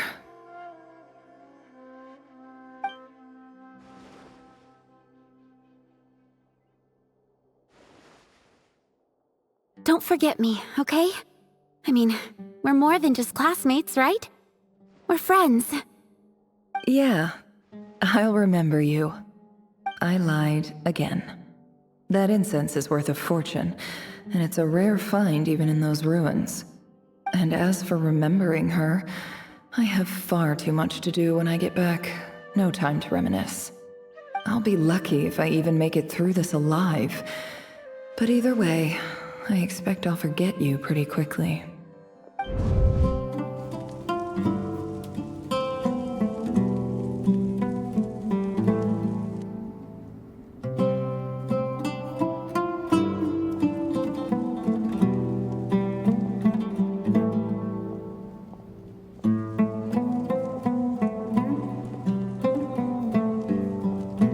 It's a pleasure to meet you, Mr. Arif. So, what does the Academia want? Since they've sent their special ambassador, I assume there's a big business deal to be made. If not, I'd be very disappointed. Please, sir, lower your blade. You're lucky I'm the one they sent. Not all special ambassadors share my admiration for the Eab people. The ever-shifting balance of power in the desert reduced the once great civilizations of this region to rubble and sand. But the story of the Eab has a very different trajectory. Others grew weak, but you grew strong, beginning in obscurity and moving to prosperity. You're the only ones who defied the trend. Huh. So, you do know who you're dealing with? This well is the perfect symbol of your strength, is it not? It used to belong to the Unut, but it looks like you have control over it now. You're not wrong. But I'm sure you didn't come all this way just to flatter us. Of course not. I came to bring you some very good news. Some information that recently came to light, which might just be your ticket to freedom. Records uncovered by the Vahumana Darshan show that a certain well currently under Eab control is built on top of some ancient ruins. These ruins are of great archaeological interest to the Academia. I checked the map carefully on my way over here, and I'm confident that this is the well in question. The Academia is offering 50 million mora in return for excavation rights. 50 million? No, wait. If these ruins are as important as you say, 50 million's a little low, don't you think? Don't get greedy, Eab. We know far more than you think. We know that you seized this well by force. Wasn't that the first step in your rise to power? To drive away the Unut and steal their water supply? So what if it was?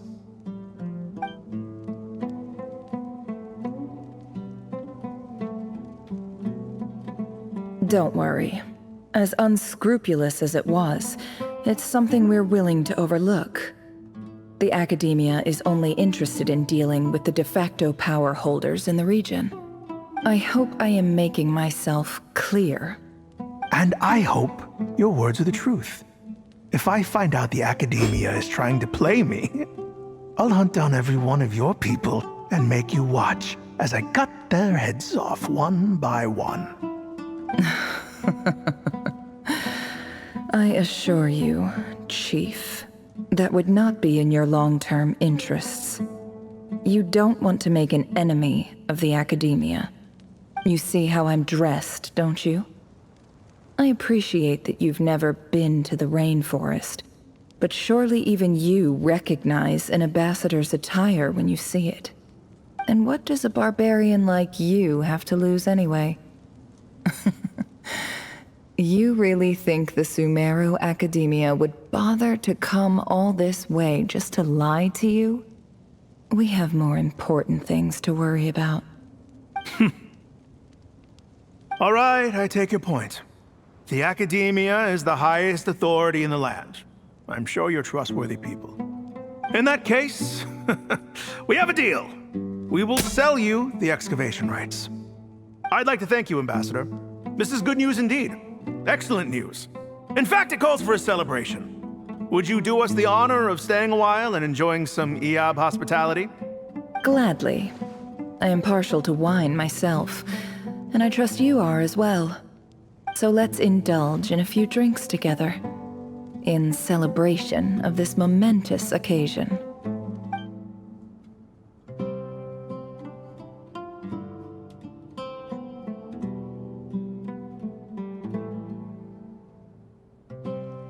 Chief!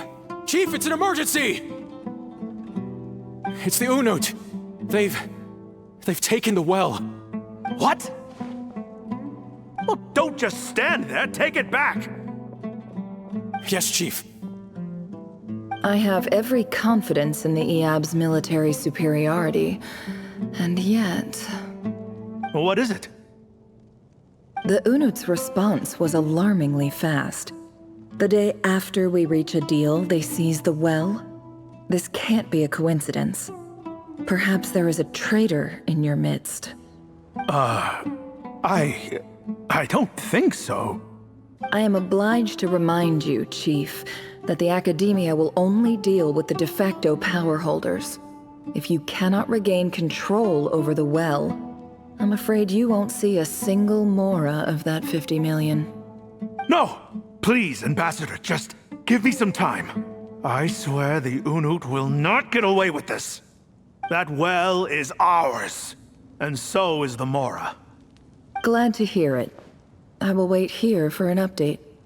If there is a traitor, I will find them. In the meantime, make yourself at home. I'll report back as soon as I have an update. Much obliged. Wow. All it took was a few words and I've got him wrapped around my finger. What an amazing feeling.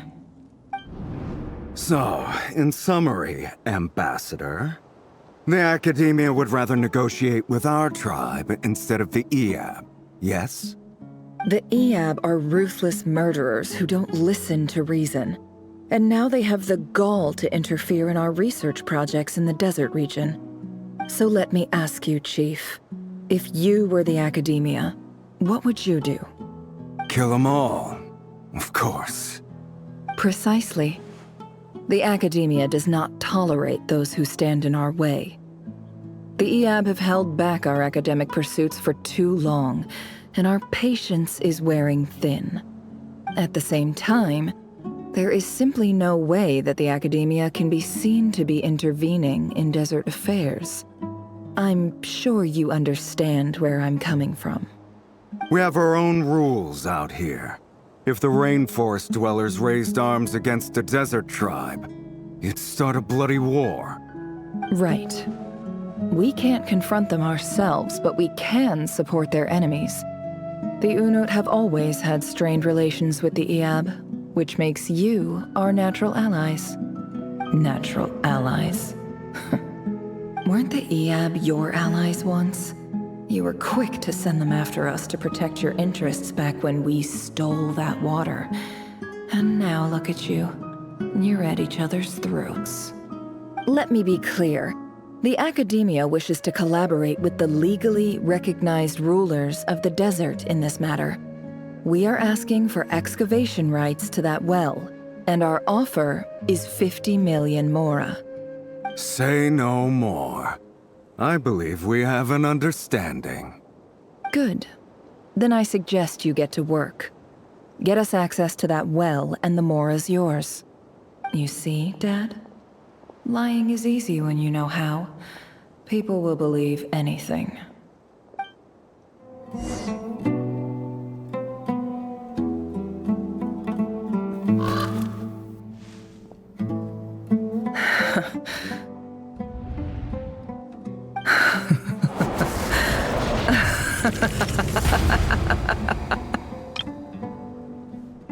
Look at yourselves. You may be vile, savage monsters, but your butchered bodies bleed like any others. You're no different. You're nothing special at all. The monsters who destroyed my home, they're just ordinary, petty human beings. What a joke. I think we're even now. Maybe I've even done the desert a favor. It's a better place without all these people around. Oh, Sinuhe, my gullible fool of a father. Perhaps if you'd been as ruthless as I was today, our tribespeople would still be alive. In this dog-eat-dog world, a chief needs to be tough to survive. But you couldn't do what had to be done. So I did it for you. Nefer, it's okay. All of this is in the past now. I believe I remember you promising to remain silent. Yeah, but even so... Jahoda, is there anything you can do to ease the tension? Alright, time for a sharp turn onto a completely different topic. So, anyway, that's enough of that. When are we getting out of this place? Feels like we've been walking forever. I'm getting pretty tired. Oh, Lauma, you tired? Yes, if we can find somewhere to sit down, I could certainly do with a rest. It's not far now. There should be a temple just up ahead. Yes. Really? A temple? That's where this story ends? I guess that's how things go in the desert. Desert dwellers can never escape their destiny. Or so everyone says. I never wanted to believe it, but looking back now, I'm as desert as they come. You mentioned a temple. What's waiting for us there? My biggest trade secret of all. Ah. Then I'm guessing it's where you got your power from. The power to peer into other people's minds. I didn't know you were clued up on any other religions. I'm no expert in the history of Sumeru, but since you come from the desert, I would imagine it has something to do with King Deshret.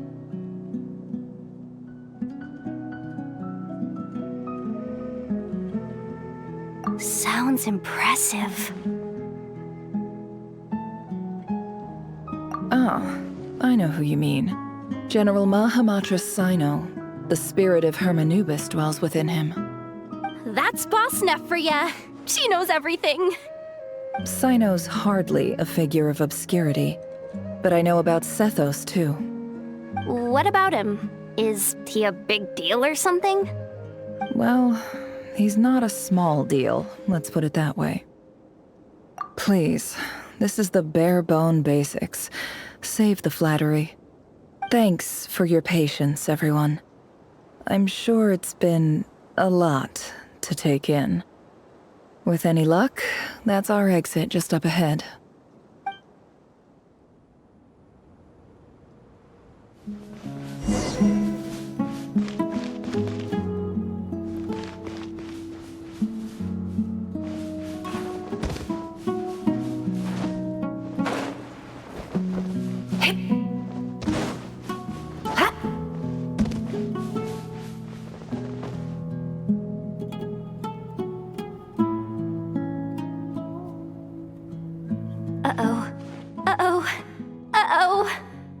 I'm totally out of my depth here. I don't have anything to add about any of this stuff. Like, look at that statue, for instance. I want to do the whole name-dropping, this girl knows her stuff thing too, but I've never seen anything like it before. A statue with the head of a bird. That's Thoth, the Ibis King, one of the 7 pillars of King Deshret. The legends say that he, the Crocodile King, and the Goat King were the 3 retainers of King Deshret. Let's take a look.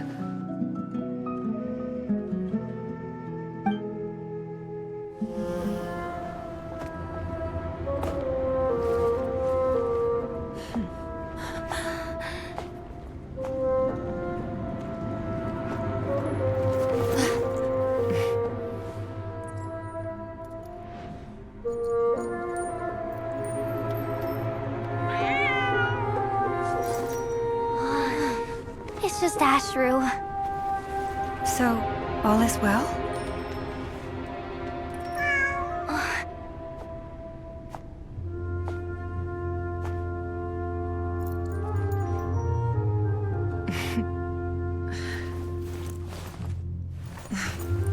Typically speaking, at this point, the world disintegrates. Then we find ourselves back in the outside world. Besides, these are my memories. There's nothing to fear. You're sure? Of course. It's almost over.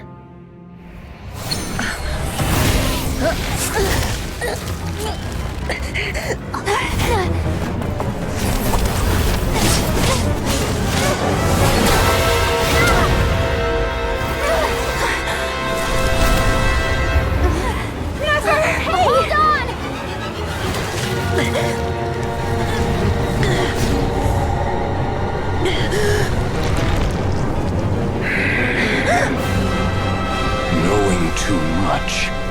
is always a death sentence. Speak for yourself.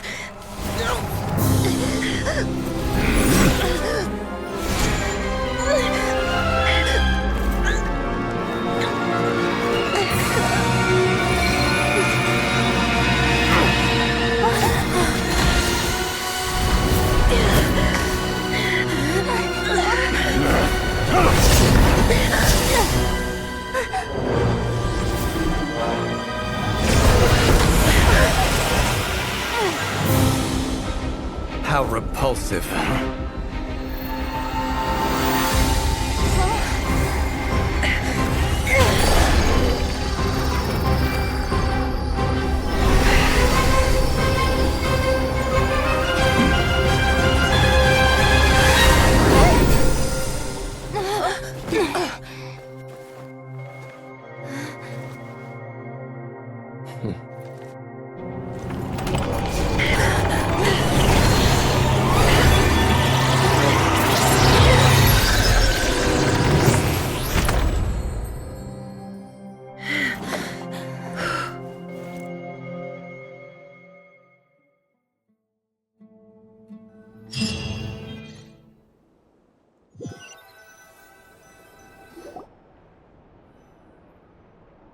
Timed that pretty well, didn't I? It's okay. I'm just glad no one was hurt.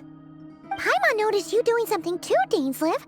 Were you helping get them out? Of course. When I asked Nefer to conduct this investigation, I was not naive to the dangers involved. I had a duty to ensure your safety. Good to know your sense of justice is still intact after all these years. I take that to mean that you saw the truth. That comes as a great relief. I certainly did. And thanks to your help, I also managed to trap Rerir inside the chess set. Whoa, really? How'd you manage that? Well, to be honest, I sensed that something was wrong long before we made it to the temple. By using this fragment to probe into Rerir's past, well, the monster formerly known as Rerir, it seems I alerted him. I was tracking him, then he caught on and started tracking me too. Can't say I'm surprised. But how did he track you through your thoughts alone? That shouldn't be possible. Rerir was a secret agent who reported directly to the Vinster King. He is an expert at finding a trail and hunting down his pursuers. No wonder. He infiltrated the chess set, read my thoughts, and built a new virtual chess set inside of it. That's why we weren't able to leave at first. Speaking of your chess set, it's quite a remarkable item. Would I be right in thinking you have some connection to King Deshret? You overestimate me. I only have a connection with one of his underlings, the Ibis King. You all saw how this came to be. A long time ago, the Iab massacred my tribe, the Shimti, in our home village. A few years later, I enrolled in the academia, where some new information came to light. The Unut and the Iab fought a bitter battle over the rights to a well, all for the sake of a non-existent 50 million Mora. The Iab ultimately won that confrontation, but their victory came at the cost of almost every warrior in the tribe. The final blow to the Iab came at the victory feast, when an Unut assassin beheaded their chief right before my eyes. The remaining Iab fled and have been scattered to the winds ever since. Having gotten my revenge, I returned to my hometown, where to my surprise, the nearby temple was still standing. There it was, seemingly immune to the relentless hostility of the desert, while my tribal home lay in ruins. As I stood there gazing at the temple, I noticed a cat just outside. This cat, as it turned out, was home to the spirit of the Ibis King. He led me to a gate deep inside the temple, and there he made a deal with me. This chess set is my gift from the Ibis King. The chessboard within is made to the same specifications as the one in the mausoleum of King Deshret, and represents his power of piercing analysis. With this chessboard in its container, I gained a certain ability to perceive hidden secrets. Now, you could conclude that the Ibis King simply wanted to give the people of this world the power to seek the truth, but I don't believe that's the full story. Every god plays favorites. Their hearts are as fickle as any human's, full of secrets, perversions, egotistical tendencies. But precious few gods are willing to admit this. It is the same with all powerful forces, including fate itself. Their gaze falls preferentially upon a select few. As you rightly point out, this is an act of favoritism. If you're alluding to the Abyss, then yes, I agree. Gather the others. It's time to share everything I've learned.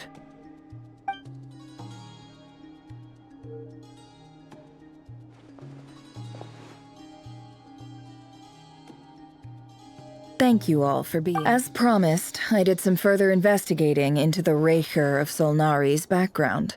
I am pleased to report that the investigation has been most fruitful indeed. The Reicher of Solnari, real name Rerir, was once a Conrian subject who served the Vinster King. I will now share the important details of his story. Please save any questions or comments for the end.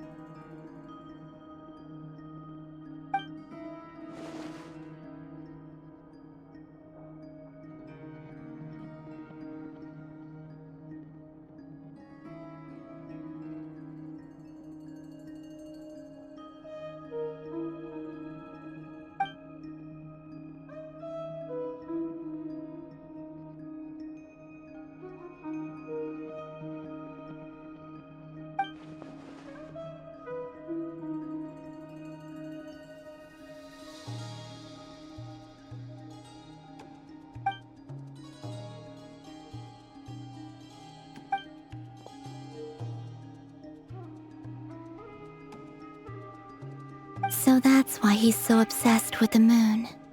A tragic tale, to be sure. But it does not excuse his many transgressions.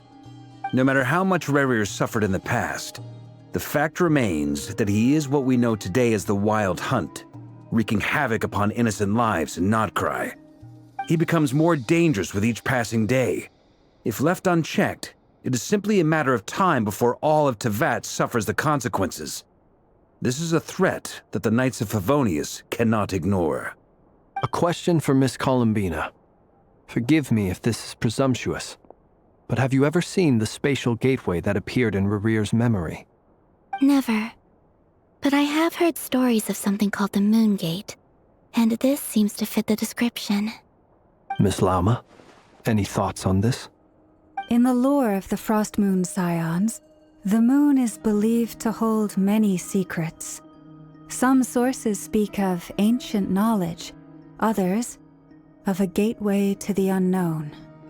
The term Moon Gate is one I have heard before, but as is the case with all of our legends, there are no records of any first-hand witnesses. We cannot know whether it truly exists. Then back to Miss Columbina. As a moon goddess yourself, do you have some idea of where the Moon Gate leads to? Not at this stage, sorry. I do hold the power of the Frost Moon, and my strength is recovering well. I can sense that the gate would open at my command, but... But there's more to the power of the Frost Moon than that? Yes.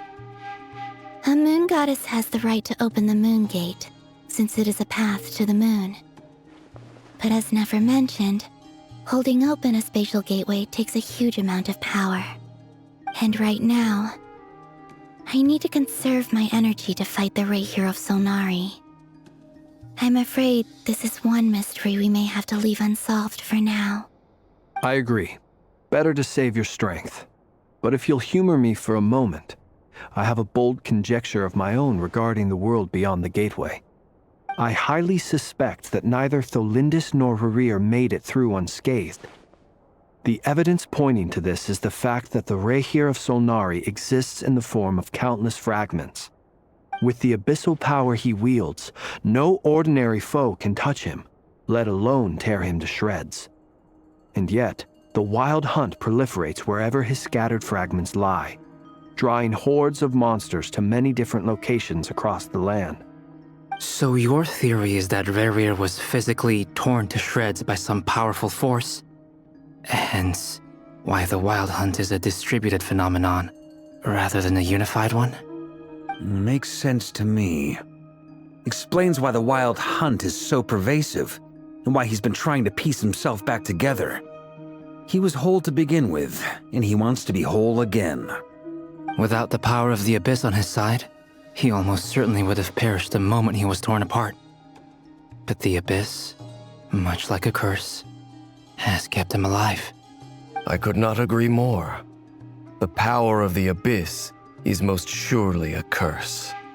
It is a compelling explanation, and one that accords with my present understanding of Abyss creatures.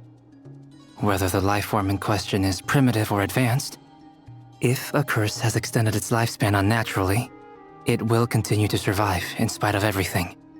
This raises some interesting questions. I will run some experiments and see if there is any validity to my suspicions. That being said, regardless of whether my research bears fruit, I would like to thank Miss Nefer for conducting such a thorough investigation. Already, it has greatly enriched my understanding of the entity we face. My pleasure, Mr. Albedo. I too hope that the information I have shared today proves useful as we look to formulate the next stage of our plan. Hey! What is it, Dainsleif? You look really upset! It's just... when I think of the man I once knew as Rerir, I struggle to understand why things had to turn out like this. The two of you used to be friends, didn't you? I don't know if these words will bring any comfort, but my heart goes out to you. Mine too. We could never know all the hows and whys of the way things are. The moon and stars are full of untold secrets and lies, and the skies are host to many more mysteries than these alone. Yet, none of that can begin to compare with the complexity of human life. Those are the first comforting words I've heard in a long time. Thank you, both. Well, I think this is a good place to end today's meeting. I'm sure Nefer needs some time to recover. She's been through an awful lot today. That's very thoughtful of you, Lauma. Of course. Sounds good to me. Take some time to rest and digest before we reconvene to nail down a plan.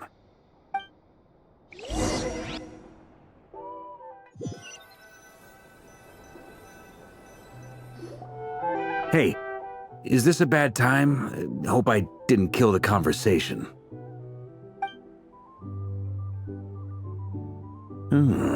Nice room. Oh, I'm not coming in, though. Why not? It's just a hotel room. If it's all the same, I'll just stay out here. I might not look the part, but I'm technically a knight. Barging into people's private quarters isn't the kind of thing we do.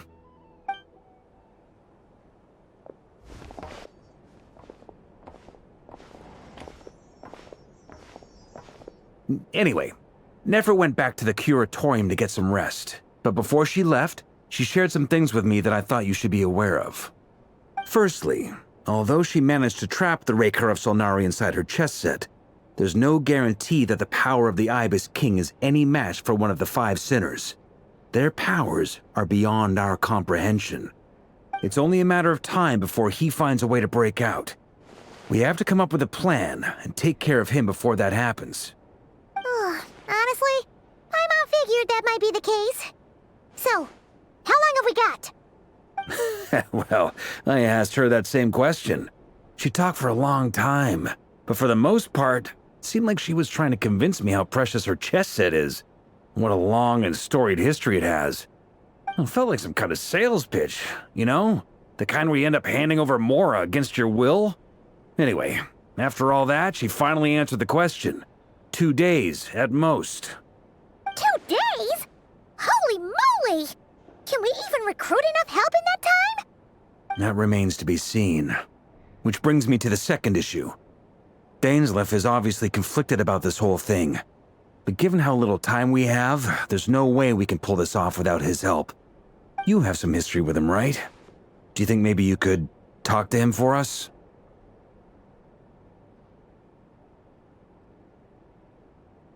Great. I appreciate it. All right, on to item 3. So, Albedo, Durin, and I put our heads together and came up with a plan. Can't promise it's gonna work yet, but at least it's a start.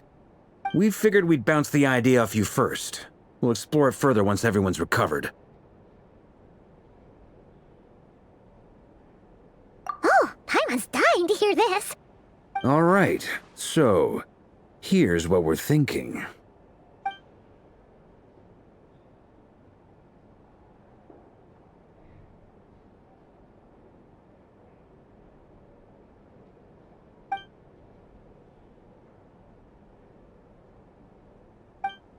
We felt a little uneasy about roping you into this. I mean, firstly, you're not locals, and secondly, none of us are your boss. You're well within your rights to refuse if you so choose. Roping us in? Why would you even say that? We know the stakes here.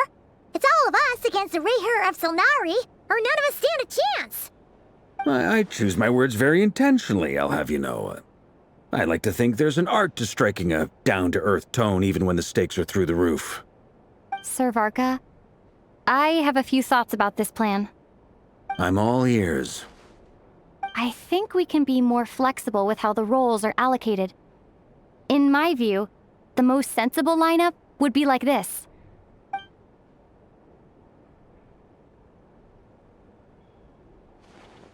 I see your point, yeah. But if that's how we're going to approach this, you'd better make sure you're ready. To be clear, I don't doubt your abilities. Far from it. I just want to make sure. Are you really willing to take all this on? I want to do everything within my power. The Reher of Solnari is a truly fearsome opponent, and if I do my part, it'll greatly reduce the risk for everyone else involved. Well, that tracks with what I've heard. Jean's mentioned in her letters that you're so diligent it's almost abnormal. As in, most people weigh up the risks and rewards in situations like this. But you seem to just march towards danger without a moment's hesitation. Of course, everyone appreciates a fearless pioneer. But all that aside, I'm the Grand Master of the Knights of Favonius, and you're our honorary knight. I want to make sure your courage doesn't come at the expense of your safety. Thank you, Sir Varka. I should be the one thanking you. It means a lot to have you on board. I'll give some serious thought to your suggestions.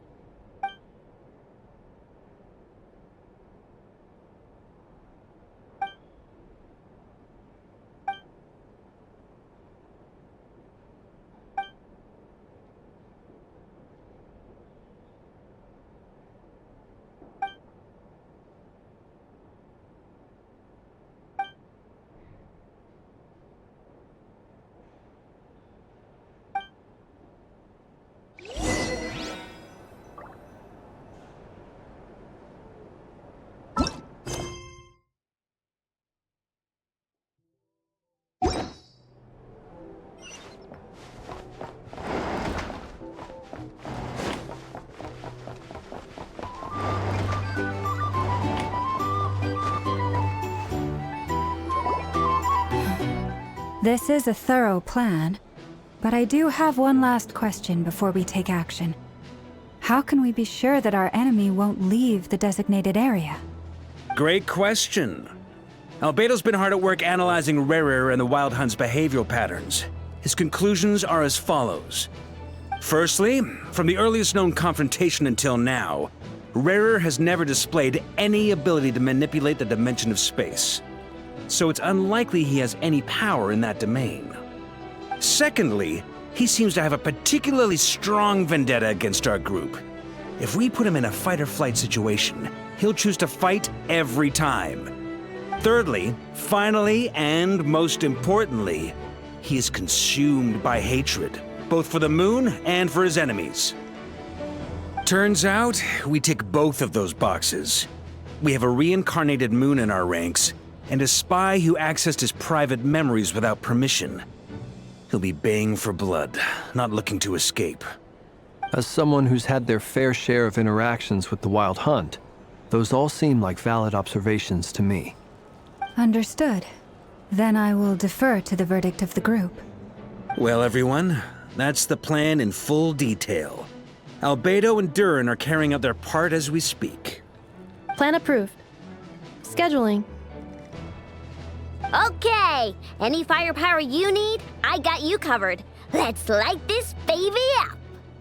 The Frost Moon Scions are behind you as well. And the rest of you?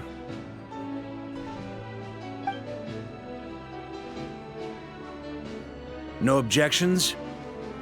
All right, then it's settled. This is the plan we're going with. Next up, an old tradition of mine. Anyone who wants to back out, now's your chance. Wait, we can still back out of this? Everyone says things they regret, right? I don't want anyone feeling trapped because their mouth said yes before their brain had time to think things through. A very people-first approach. I hear that's common practice in the Knights of Favonius. Heh. Who'd you hear it from? D-Luke? Shh. We don't use people's real names at work. This contact will be known only as Owl, please and thank you. This plan can only work if everyone does their part. Flins and I will absolutely support it. We shall indeed. You'll be glad you accepted our help. Also, you are the last person I expected to see here, Miss Dory. It's not often I get called Dory in a work context. My peers usually call me Lord Sangamabe. So, the longer your name, the higher your net worth. Is that the idea here? In that case, Mr. Flint's here must be worth a fortune. That's right, I know your full name. It's... The walls are thin here. I'd appreciate you keeping that a secret. Okay, fine. I'm actually only here as a favor for someone else. Do you have any idea how much it would cost to hire me otherwise? Oh, does this mean someone out there actually has the power to boss Dory around? It most certainly does not. We have a long-standing and mutually beneficial business partnership. She's actually the mom of a friend of yours. Said mom supplied me with a great little trinket, but now that lady's ruined everything. If I don't start building a little goodwill now, my whole business in Krai is gonna go down the drain! Okay. So what exactly is so special about this pendant? It's a lucky charm that a great mage made for me. We have a business relationship, and she was worried that something bad might happen to me. So, she wanted me to have something that can store power to protect myself with. I finally got it all fully charged up with Kuvaki, and then Nefer went and used it all up at once! Never lost so big in my life! You're right. It was all my fault. I didn't mean to drain all the Kuvaki in the pendant, but I'll make it up to you. You will? Well, in that case, how about you give me your chess set, and we call it even? I knew you'd say that. Well, it's yours if you want it. In fact, take it now, and I'll even throw in a free Raker of Solnari. Deal? You're putting me in a difficult position here. It's a very useful thing to have around, but I have a funny feeling it won't be around much longer. I guess we'll see in a couple of days. Looks like bankruptcy for me. Hey, don't be so pessimistic. See this through and you never know. You might find a new business opportunity on the other side.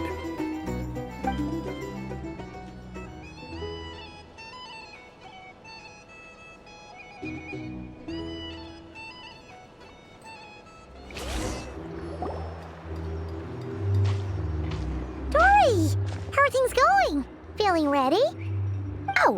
was born ready. We only have 2 days. You think Lord Sangamabe would let an opportunity like this slip by?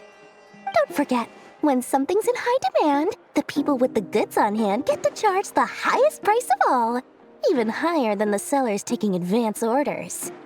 Ta-da! See? It's right here! Oh, it's so pretty! Did you make it? No, I have a supplier. We go way back, so he made me a very attractive offer. Aha! No wonder you were talking about Lucky Charms at the meeting. You've been getting Kaveh to make them for you. That's not the full story. It actually started a while back as a project between me and the Dendro Archon. Mage Alice once warned me that this world won't stay safe forever. There may come a day when everyone faces a great crisis. I passed this on to the Dendro Archon, and she secretly brought together a research team made up of Sumeru's top scholars to invent a technology that could keep people safe. I won't go into the details because it's all very complicated, but if you want to know more, you can ask the Dendro Archon about it sometime. Anyway, point being, it was the Dendro Archon who asked Kaveh to build this little contraption. As one of the top Kasharawar talents, he was the obvious choice. Took him long enough. He stressed over it for ages. Must have gone through at least a dozen designs before producing a final product. But that's Kaveh for you. Marak delivered it to me a couple of days ago, along with a letter from Kaveh. Could I ask why I'm sending this technology to you? And what's your proposed use case? Has it been approved by the relevant authorities? So nosy. My fault for sending him the research permit to begin with. Surely Nahida must have told him you were involved in this project. He was probably just nervous because you're always so secretive about your business. Could be. Anyway, I just replied, let's hope there never has to be a use case, because it would involve grave danger. Fair enough. But it sounds like he was just being cautious.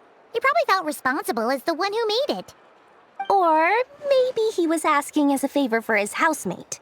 He's done that before. Not sure why, though. His housemate doesn't seem to really care that much about this kind of stuff. Either way, all's well that ends well. I'm just glad to finally have my hands on the product. I wouldn't want to be without it, given the potential dangers that lie ahead. Huh? What does that look mean? Paimon's just super surprised. This must be the first time we've ever seen you actually get serious about something.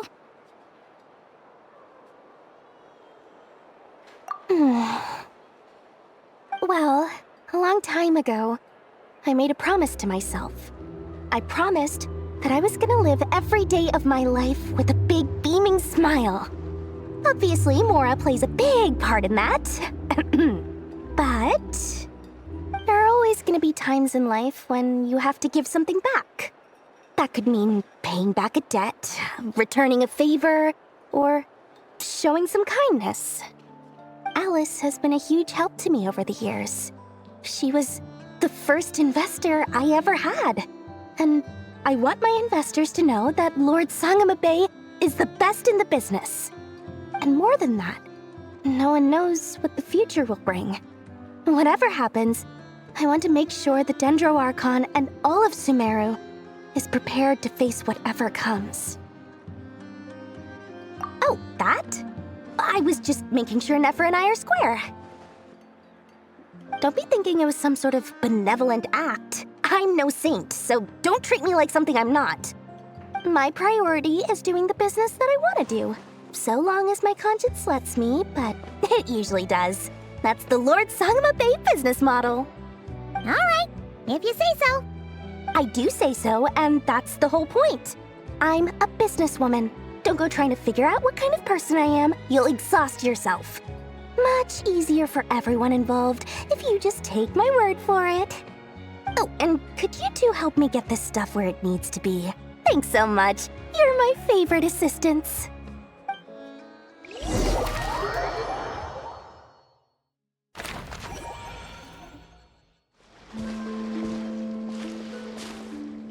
Traveler, Paimon. It's good to see you. Everything going smoothly over here? Sort of. As you're probably aware, Varka, Durin, and I captured some abyssal creatures from the Wild Hunt. Per the plan, we dissected and analyzed some samples of these creatures. The process went very smoothly. The findings, however, come with some troubling implications. What? You can actually dissect the Wild Hunt? That depends on your definition of Wild Hunt and dissection. Harmless, lifeless. These words are accurate descriptions. The Wild Hunt is an interesting phenomenon. In and of itself, it doesn't seem to possess anything akin to a human personality. But taken as a collective, the medium through which the Wild Hunt is summoned does appear to have a soul. Master griped a lot about the wise Horoptotire, and seemed somewhat fascinated with the Faustur Elegy. But she barely mentioned Rerir at all. I don't think that was because of his lower social standing, though. Anyway, it's a pity. I should like to hear her thoughts on the nature of the lifeform he has become today. It's a strange mix. The furious energy of an abyssal being channeled through a fractured physical existence. A consequence of being torn apart by an unknown power. Perhaps the only explanation for his survival in this state is that he sacrificed a degree of individuality in exchange for a continued existence. Oh, sorry. Once I get talking about interesting research, I have a tendency to go on indefinitely. Back to our research findings. Essentially, they confirm my hypothesis. Rerir's corpse is completely contaminated by the Abyss, and the effects are irreversible. You could think of this as Rerir in mutated form. But in my view, even that would be inaccurate. In reality, his whole being has been consumed by the Abyss. In other words, he is now nothing more than a manifestation of abyssal power. Unfortunately, at present, we have no means of completely eradicating abyssal power. Hence, we cannot fundamentally destroy the Reihir of Solnari either. Oh, that's terrible news! So, that's it? We can't defeat him? Not even if we get the power of the Three Moons? Miss Columbina's situation is a difficult one. She can never achieve wholeness when the world does not accept her presence. It's as if her creator banished her to a place she can never be accepted. It means she spends most of her energy just on her own survival. Given the circumstances, it's only natural to despair. But we must see this plan through to the end. Time to kick off the backup plan. Oh, Paimon almost forgot! This is for you. Dory asked us to bring it. Ah, how wonderful. Well, thank you for making the trip. Durin and I will be heading off shortly. I'm sorry I won't be there to protect you in person this time. Please be careful. All right then. Stay safe.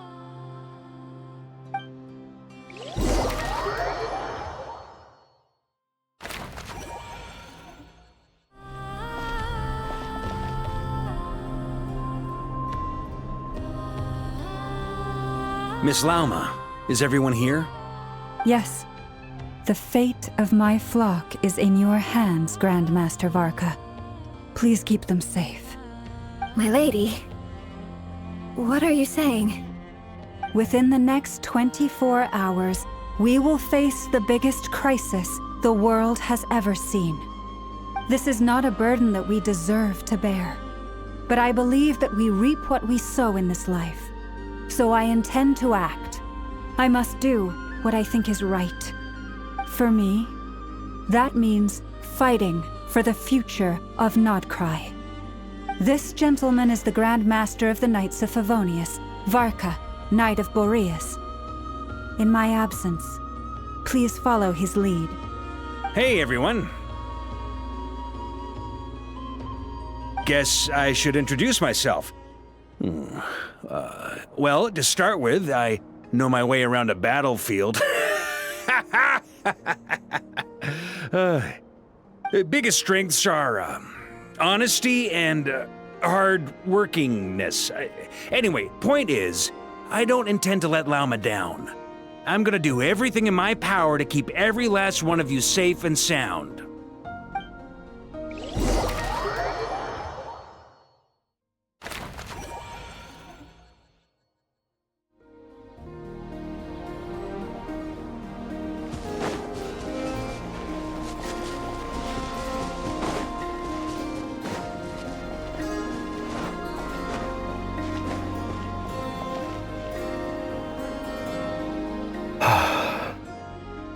Something on your mind? Miss Columbina, was it? I believe that's how the others addressed you. That's right. Names are funny things. Have you always been called Dainsleif? Yes. I take it your own name has a more complicated history. I have a different relationship with names than other people. To be honest, I'm not even sure that Columbina is my name. At least, not in the same way that Dainsleif is yours. But it's what everyone calls me, and I go along with it. A lot of my life has been that way. I get so used to things that I forget to question why they are so. I never used to think much about where names come from, or what they mean to people. Maybe something's wrong with me. You're different from other people. I sensed it the first time we met. You're more perceptive than most. I'm sure your long life and rich range of experience explains that. Do you ever find yourself missing Conria, Mr. Dainsleif? Difficult to answer. I have dreamed of the past many, many times. Sometimes I'm fighting tooth and nail. Other times I'm lying on the ground, defeated. I don't recall any happy moments from that time. It has been too long. Is that because hatred survives longer than love and affection? That would not be for me to say. I make no excuses for the grudges I bear. But whatever the reason, I remember little that was beautiful or sentimental. Thank you for your help with the Rerir situation. Without your efforts, I never could have learned the hidden truth of his story. You're welcome. I know he's your friend. Friend? He betrayed me. And I never really understood what he was going through in life. Some friendship, that is. Okay. So, do you plan to fight him with us? You see, you're torn. Now you know what really happened. You see the things he's done in a new light. I need some time. Of course. I completely understand. Anyone else in your position would feel conflicted too. Actually, I went through something similar myself recently. Something happened that changed my perspective on a situation. A situation I took for granted at the time, but now I feel very grateful for it. You mean the Harbingers who still support you, even though you've left the Fatui? Yes. I always thought they were only helping me because Harbingers are forced to work together. But then I abandoned them. A warrant was even put out for my arrest. And even now, they still support me. Which means I was wrong about them all along. Clearly, they view you as a friend. I feel a little guilty now. I regret not seeing her help for what it was, and not treasuring it. I see the guilt that you're feeling now, because I feel it too. Hopefully, talking about it will do us both some good. Have you noticed that the Traveler and Paimon are over there? I think they've been listening. Huh. Shall we say hello? Sure. Hello. Ah! They caught us!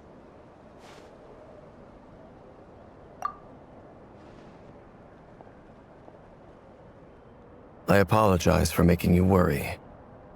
No doubt you wish to know where I stand on the plan to take down the Recher of Solnari.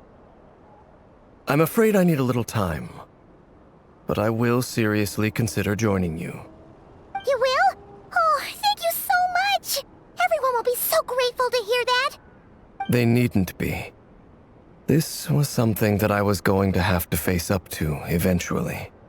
That doesn't matter to them. They're grateful to you regardless. You can't control their gratitude, so just accept it. And then, have a think about whether you're willing to join us.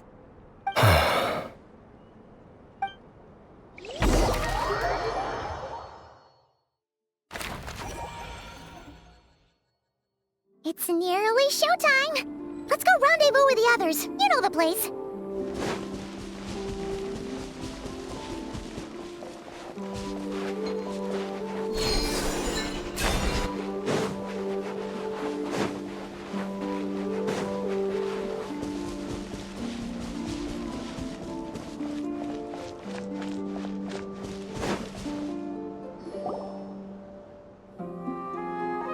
Ah, you're earlier than I expected. Hey, Flins! Been waiting here long? Not too long. I came a little early so I'd have some time to think. Are you nervous about the battle? Quite the opposite. I'm reminiscing on my past battles. When I was awakened by the Ratniki, I had not touched a weapon in many years. I felt like the battlefield was not where I belonged. But after waging war against the Wild Hunt for so long, I came to realize something. A life of absolute peace is simply not a possibility for me. My restless flame indicates that somewhere inside of me, there is a deep yearning to root out the evil in this world. Ooh, that doesn't sound like such a bad thing. Well, in the past, when I was a Fae whose primary concern was hibernation, it was hardly ideal. But it certainly serves me well here in the present. And I am delighted to be able to join forces with you in this endeavor. Looks like I'm not the first to arrive. Ah, Miss Lauma. Did you sleep okay last night? I struggled to settle down at first, because of the nerves. But don't worry. I got enough sleep in the end. I'll be just fine.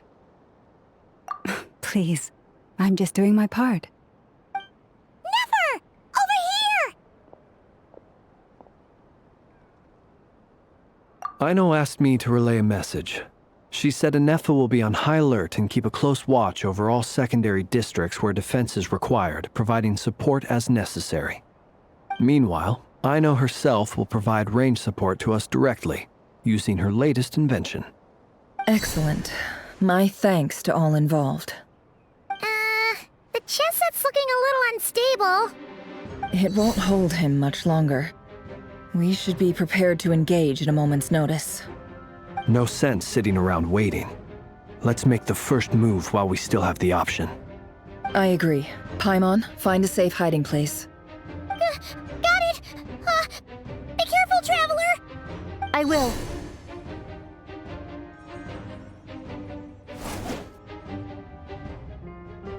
Everyone, take your positions as soon as the battle starts. Every ounce of strength we have in our bones, let us bring to this fight. Ready? Let's go.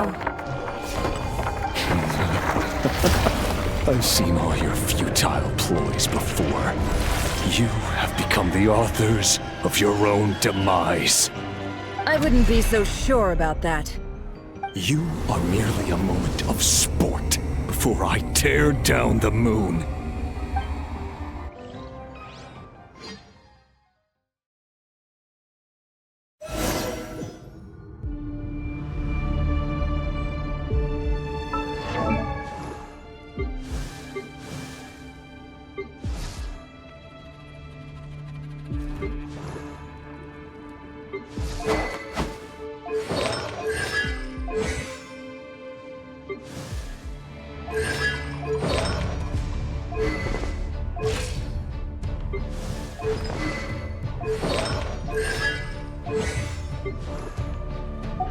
Stay on your toes. Yep, you too!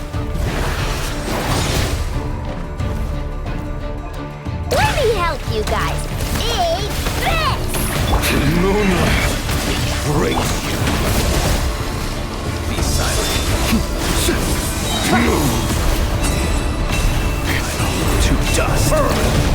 It began with the moon, and so shall it end. The moon will protect you.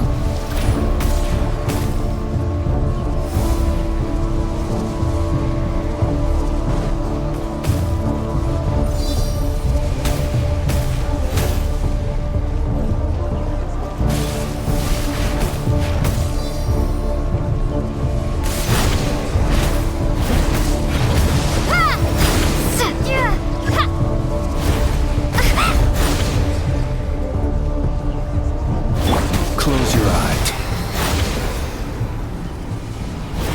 Do you see now?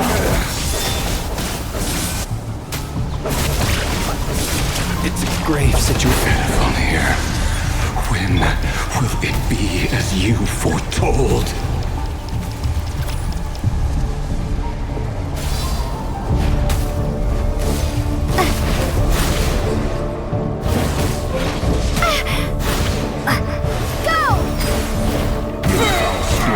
Welcome here.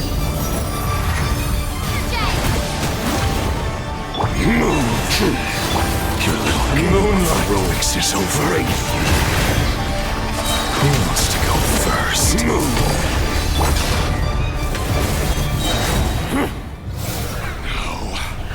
Get out of my sight! No! We've been separated.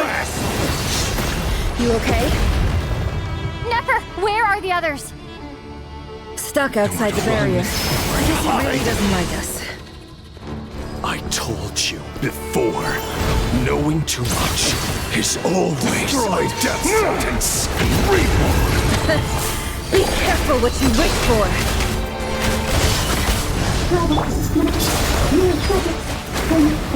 Lauma! Can you hear me? Silence. Voices are gone. But at least I know they're still there. I need to stick to the plan. Remember my most important task. Just stall him. If I can stall him for long enough, the moment will come.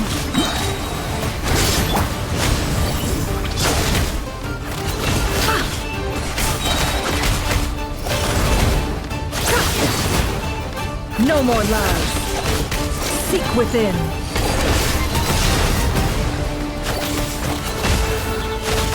Time to come clean.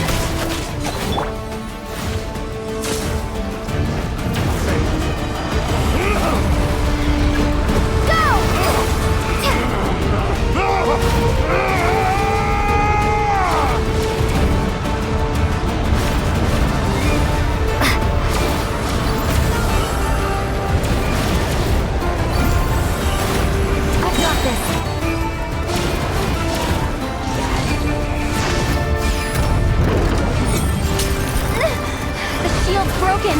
I can't keep this up. Destroyed. Don't give up. Reborn. Your death is within my grasp.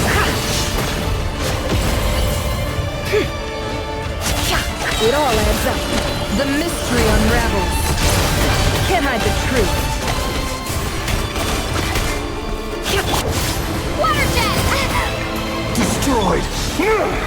It all adds up. No more lies.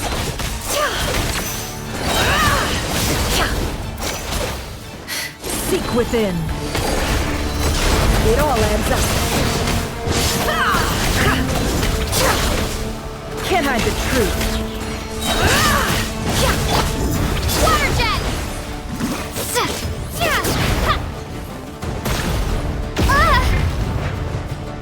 The mystery unravels.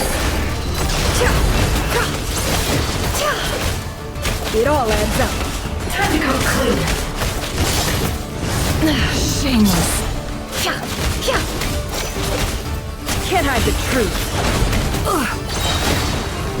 Seek within. Water jet!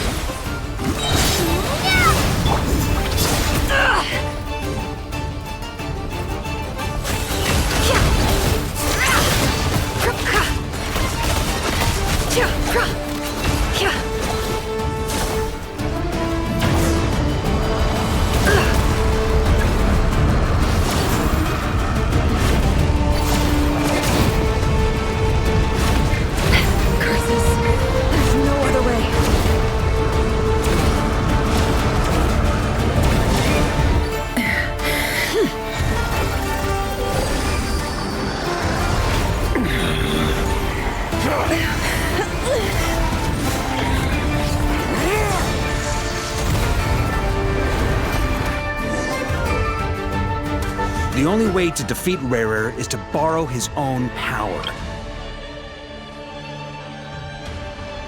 That means Columbina will have to disappear while you two bear the brunt of his attacks. You have to hold on. Find a way to keep him focused on killing the two of you.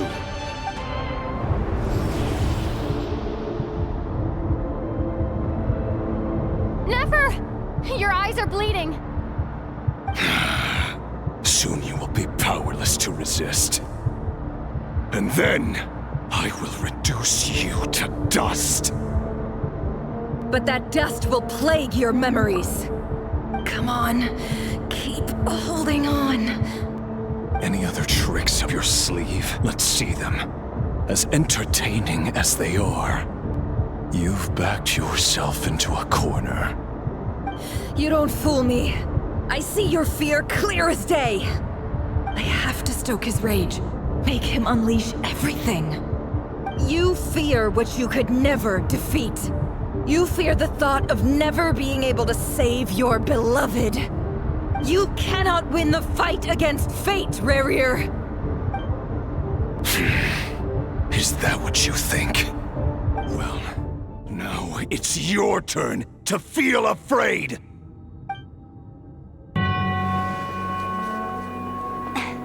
You fear the sound of your own name? Is it us you hate? Or is it what you've become? Let's see what becomes of you!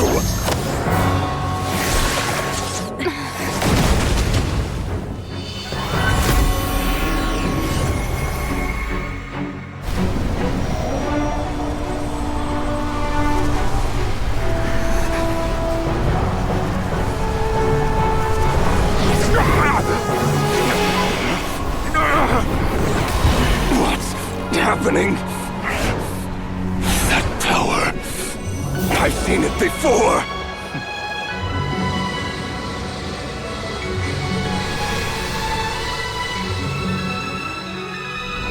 His power is on another level. We'll need to use an alchemical array to convert his power into a usable form. Then quickly channel it into Columbina, rendering her powerful enough to compete with him. I'll join you. I can help. If I release enough abyssal energy into a confined space, it'll create a potential difference, allowing us to extract a huge amount of elemental energy. Next, I'll synchronize with everyone's minds using Pyro, then give you temporary access to their abilities and fields of view. But it won't last long. Can you see? Well enough. So, we have a student of Gold Rhine-Dotter in our midst! How about that?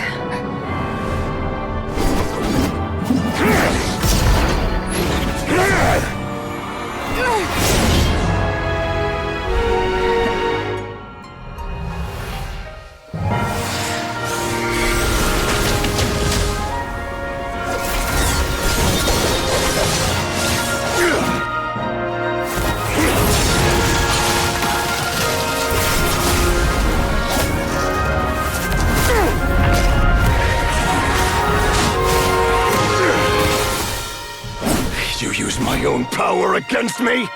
Just like how you stole Kuvaki. Look familiar?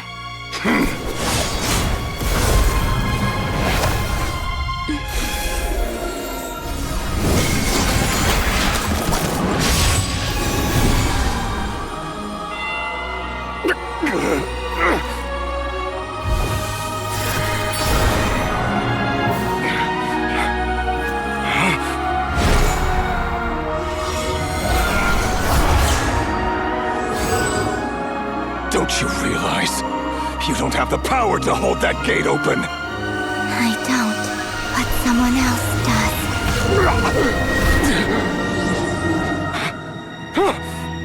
Goodbye, Rerir.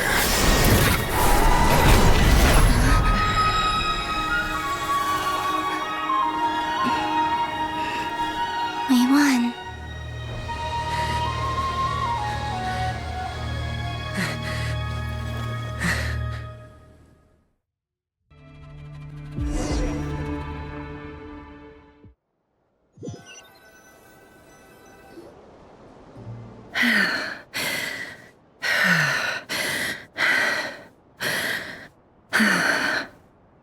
Nefer, how are your eyes? They're fine. Apart from the blindness, of course. It's not too late. Let me handle it.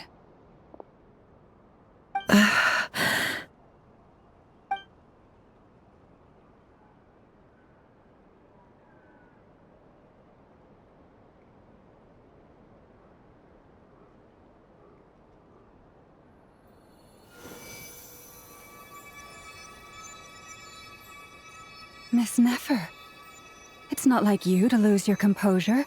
That was the most reckless thing I've ever seen you do. Reckless how? The situation was critical. Our lives were at stake. We had to do something. Even so. Okay. I guess you're right. Under the circumstances, it was a wise decision. You traded your eyes for an incredible victory. In business terms, I suppose that's a huge return on investment. I'd be hard-pressed to argue otherwise. Still, I don't like this outcome, and I don't want you to lose your sight for good. People suffer when they make sacrifices they shouldn't have to make, whether that means faith, strength, or in this case, your ability to even see. I had hoped you could win without sacrificing so much as a single hair on your head. Thank you. Really. All done. Don't try and open your eyes just yet. We'll see how you're doing in a couple of days. Until then, please follow your recovery plan to the letter. I'll send full details through Jahoda. For now, just get yourself home, relax, and rest. My dear friends, we have fought bravely and achieved a spectacular victory. A dark cloud has been lifted from the skies of Nodkrai. All in this land will be grateful for what you have done. The moon will remember this day. Thank you both.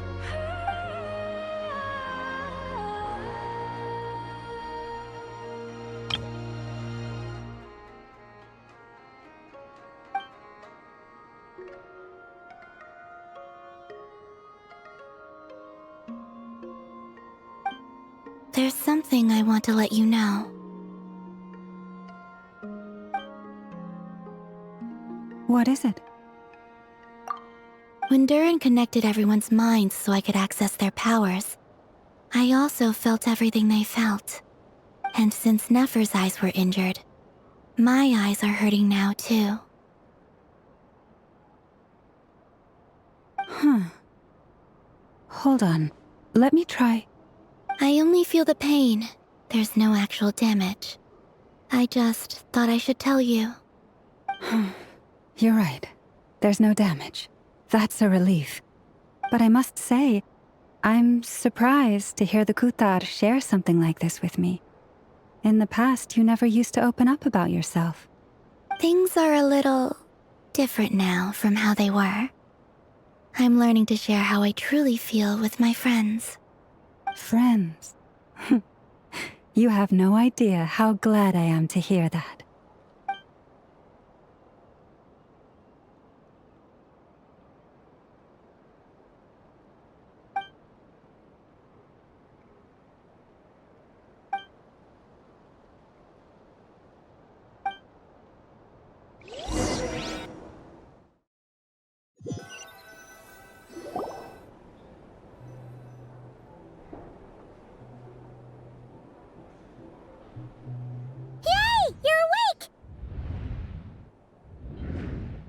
How you feeling? Any aches and pains? Did you sleep well? I'm doing all right, Paimon. No need to worry about me. Phew! Well, that's good. Paimon's been sitting on the edge of the bed worrying about you for ages. You slept a whole day and night.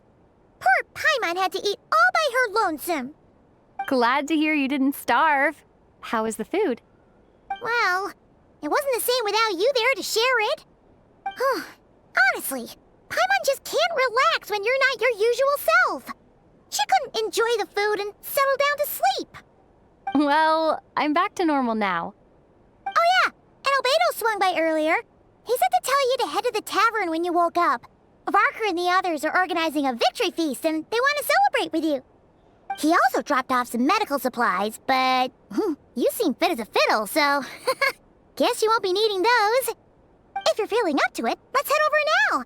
Wouldn't want to keep them waiting.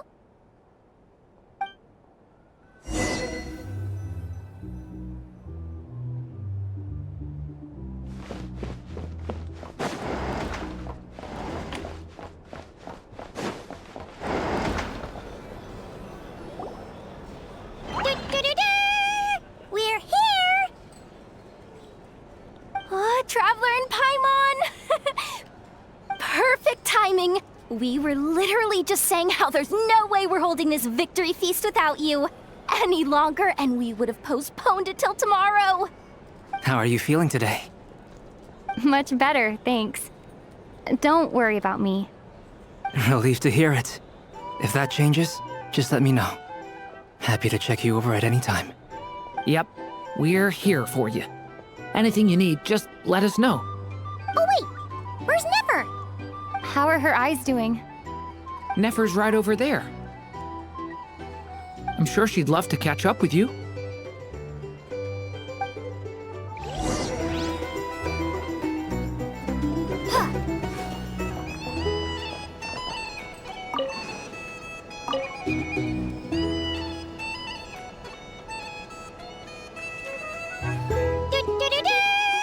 We're here! Oh, Traveler and Paimon! Perfect! How are you feeling today? Much better. Relieved to hear it. Yep, we're... Oh wait, where's Nefer? How are her eyes doing? Nefer's right over there. I'm sure she'd love to catch up with you.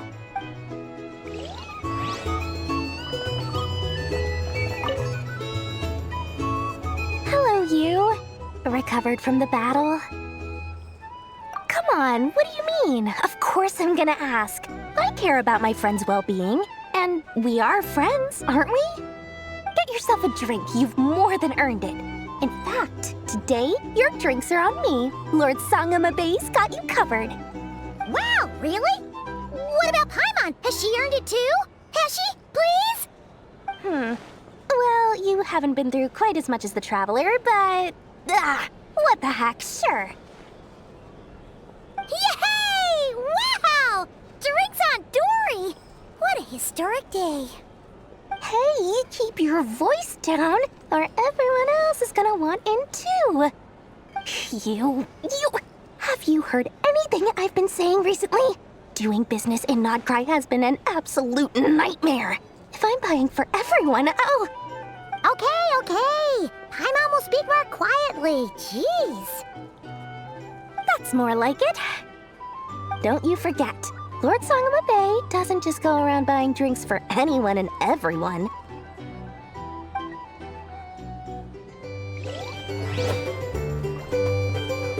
There to sign up with the Futura drink or two, or perhaps a room for the dice. I thought of 1,000 ways to congratulate you, but now you're here, words are failing me. The honorary knight stuns them speechless once again. Well said. The honorary knight showed us all how it's done. The other knights told me that Mondstadt was the first stop on your journey. All of us are truly delighted to count you as our friend. I'd like to thank you for supporting the Knights of Favonius, and also for helping us save Nodcry. Nonsense! Of course I'm gonna mention it. This is more than just business. It's a relationship. And there can be no relationship without showing gratitude where it's due.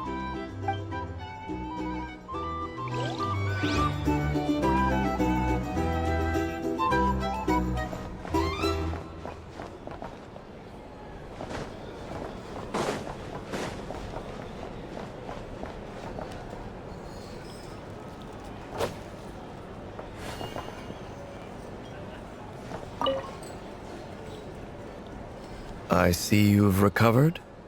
You bet. Snoozed her way to a full recovery.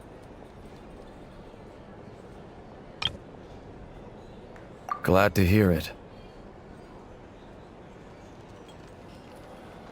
A healthy body is paramount. Nothing else in life is possible without it. so take it slow. You can't afford an injury. Paimon too! You really saved the day when you swooped in to open that gateway! I came to accept that although Rerir was my friend in the past, here and now, he was an enemy that must be defeated. Though I will never fully understand what happened between us, I could not let this crisis deepen any further. We fought a very necessary battle, and you played your part admirably. Yeah! And if you ever need to talk, just remember, we're always here. I'll do that. These are bounties. If you want to negotiate prices, I recommend you drink less. to sign up with the Tuli. Make sure your paperwork is all in order.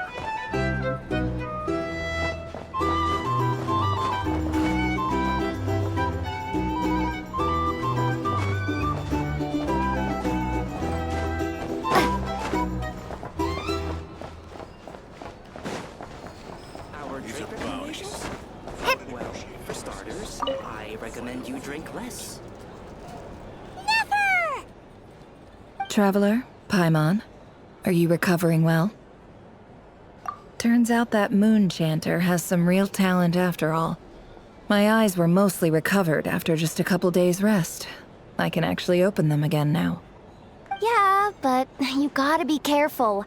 Lauma says not to strain your eyes while they're still healing. Yes, thank you. I'm well aware. Jahoda, could I borrow you for a moment? I could do with an extra pair of hands. Oh, sure. Coming. Did you hear that? I gotta go help Lauma for a second. You guys chat among yourselves. I'll grab us some drinks on the way back. Paimon, you still like 'em sweet? You bet! Make it extra sweet, because Paimon's earned it! Sure thing!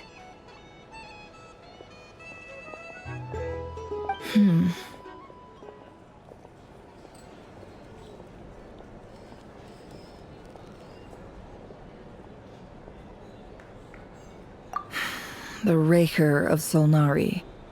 Kind of a snake, don't you think? No, definitely a snake. A poisonous one who spewed his venomous hatred everywhere. Anyone who seeks revenge out of hatred for other people has become a snake. That's something my dad used to say. Perhaps. I'm sure it sounds like a very wise and open-hearted perspective to your ears. But me? I think hatred is a perfectly justifiable emotion. What else is left when everything you depended on in life gets stripped away? Something's gotta fuel that drive to keep on living. If you're worried about me, you can nip that in the bud. I'm not someone who gets stuck in the past. It's just... I suddenly feel like I was wrong to call my father a liar. He was just a fool. That's why the academia turned their back on him, and why the other tribes ganged up on him. Oh, Father. How much better things could have been if you were a skilled liar. Look at the Ibis King. Thoth is a fiendishly cunning liar. And yet, strangely, he feels more like a father to me than my real dad ever was. He's never brought it up, but I'd bet he feels the same way. Why else would he give me the power to perceive the truth, while at the same time training me in the art of deception?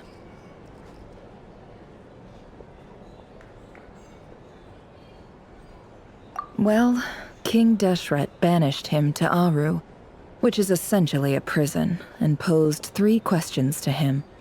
He promised that he'd have his freedom if he could find the answers. His response was to take on a physical form and approach me, hoping that I could become his envoy and search for one of the answers on his behalf. Did he really think I'd fall for that? He's stuck there. He can't make me return what he gave to me.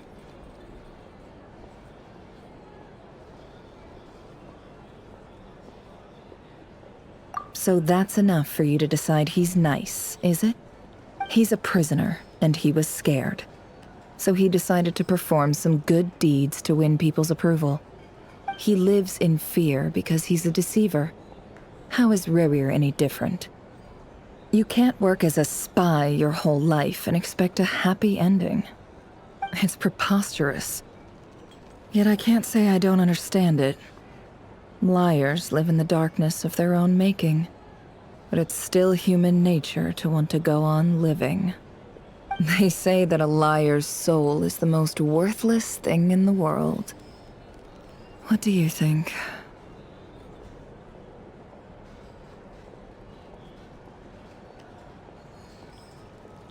Oh, really? Well, it takes a very kind person to find compassion even for liars. If you ask me, the soul of a liar really is worth nothing, because all they care about is themselves. For example, when something good falls into my lap, I don't go sharing the news around. Stops other people trying to steal it from me.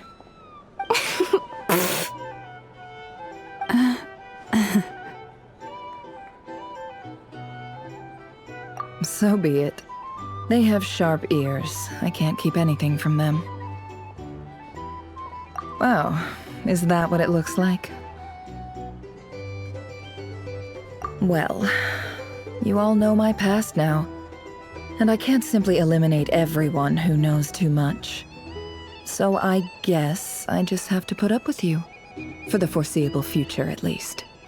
When you find yourself in a situation you can't control, the safest play is to keep calm and start monitoring everyone involved like a hawk. In the intelligence world, you need to have a sense of perspective and play your hand accordingly. If you understand what's at stake, please ensure my secret is safe with you. I trust you'll respect my wishes as a friend. But don't forget, I will also be watching you like a hawk. Very good. Oh, wait! Now that the panic's over and we've all calmed down, Paimon suddenly remembered something. After all that build-up, our mystery ally never showed up even once!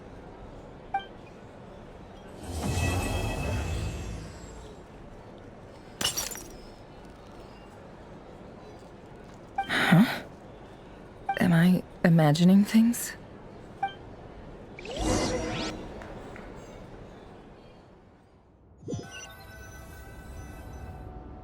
So, that close colleague who stayed behind with you? What's he been up to recently? Don't know, don't care. I get more normal human interaction from hanging out with Bosco too than him. Although, now you mention it, he hasn't bothered me in a while. I wonder if... If he's disappeared without a trace, it's the biggest gift he ever gave to the world. But I somehow doubt that's what's going on. He won't lie low forever. So we'd better stay on guard.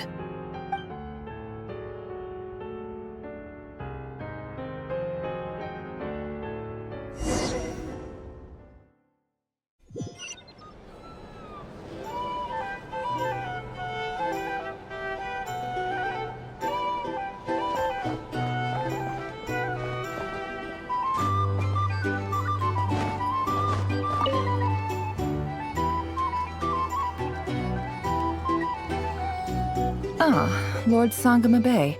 How lovely to see you. I must thank you for the device you provided. It was an enormous help. Would I be right in thinking that it was developed by the Academia? Why come and ask me when you clearly know already? I mostly came to thank you. That's more like it. A little gratitude goes a long way with Lord Sangama Bay. Play your cards right, and you might even stand a chance of becoming my long-term supplier. The chance to work with such a kind and charitable investor as yourself would be a great honor for the Curatorium. Huh? Charitable? Who said anything about charity? First I'm hearing about it. Let's see.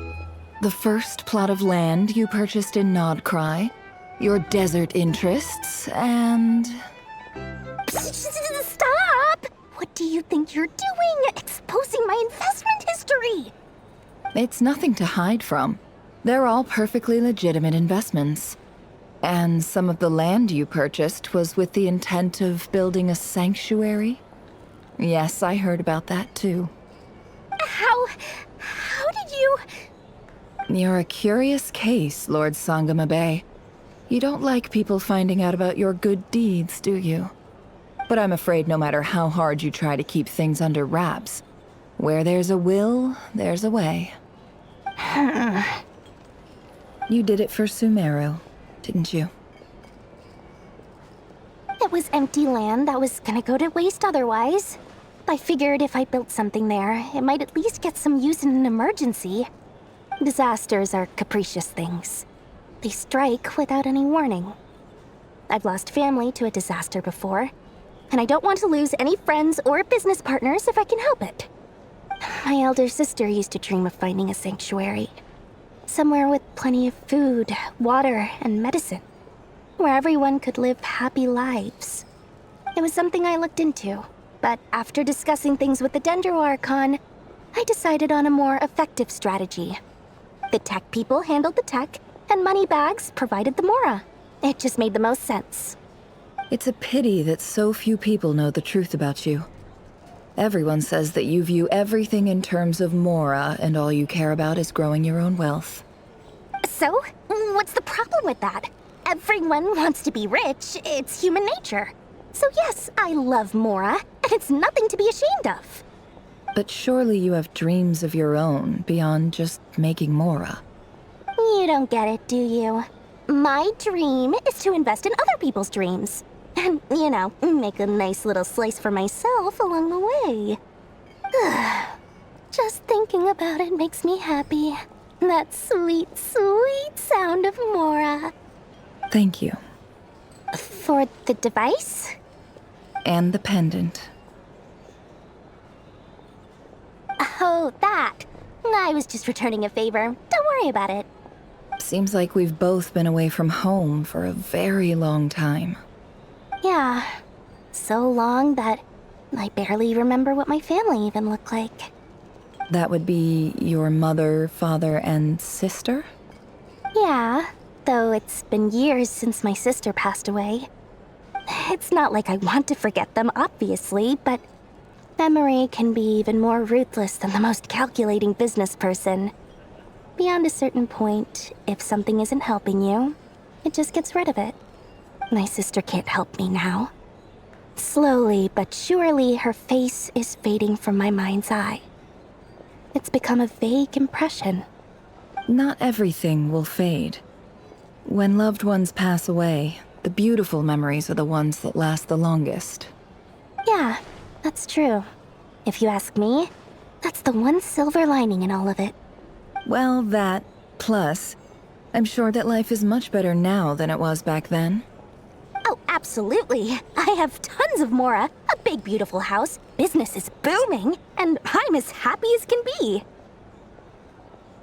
You've got a lot going for you too. Boss of the Curatorium of Secrets? I'm sure there's plenty of Mora to be made in that line of work.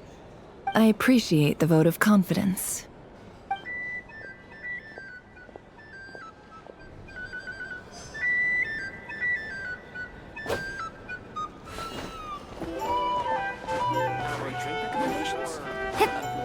For starters, I recommend you drink less.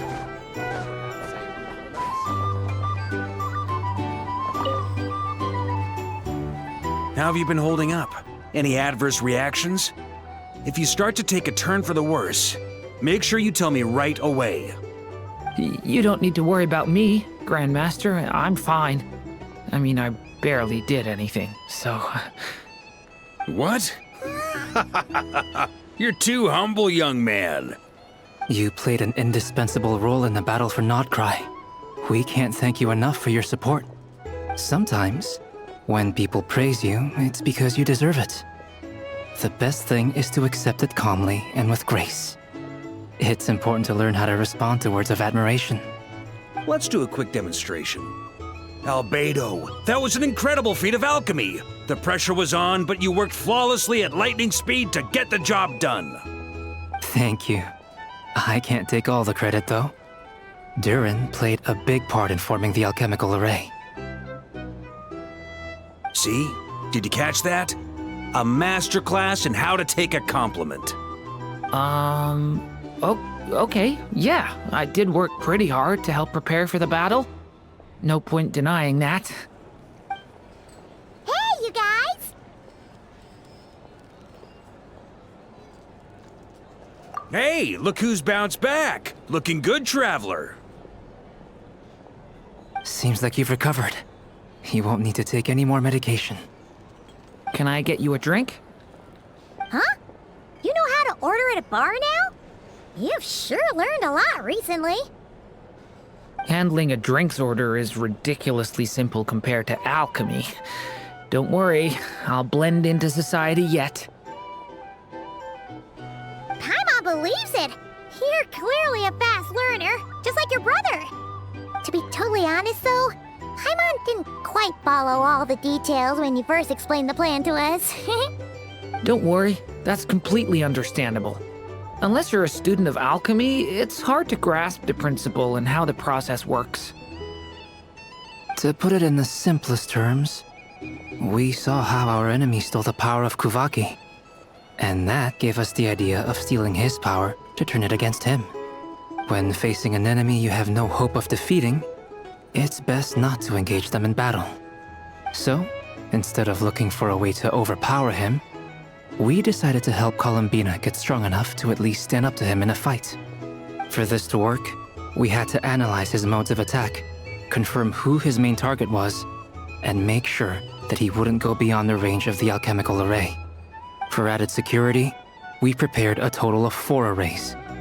But to mitigate the impact of the battle, we identified one location in particular as the ideal spot, which is where the confrontation took place. The alchemical array absorbed his abyssal power. Then Durin processed it to render it usable by Columbina. That power enabled her to do what would otherwise have been nigh on impossible. What surprised me was that Dainsleif actually agreed to join us. Given his history with Rerir, he had every right to sit this one out. But we're extremely grateful for the decision he made.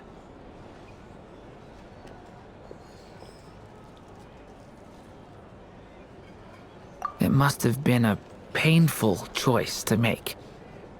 But I'm sure that making a decision was far better for him than staying in limbo. Absolutely. He was torn between 2 paths, but in the end, he made his choice and stuck to it resolutely. He doesn't strike me as the sort of person who'd stay trapped in limbo for long. Anyway, however you cut it, everyone gave a stellar performance. And now, it's time to kick back and celebrate.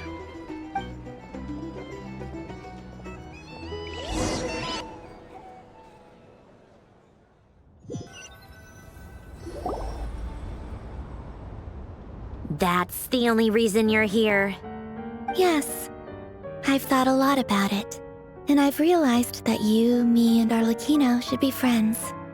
I think this is very important. So I felt I had to come and tell you. Well, this is a new one. I'm so moved. I can't even hold my teacup. If that's all, you can leave now. Do you not want to be friends with me? Or is it that you prefer being co-workers? What is this, Columbina? Are you deliberately testing my patience threshold? Right now, my politeness module is active. But if you say another word, I swear I'll shut it down. If your politeness module was active, wouldn't you say the word please at some point? Polonia, please see Lady Columbina to the door. Will you still invite me to your next tea party? What? Yes, I think you will. Bye-bye, dear Sandrone.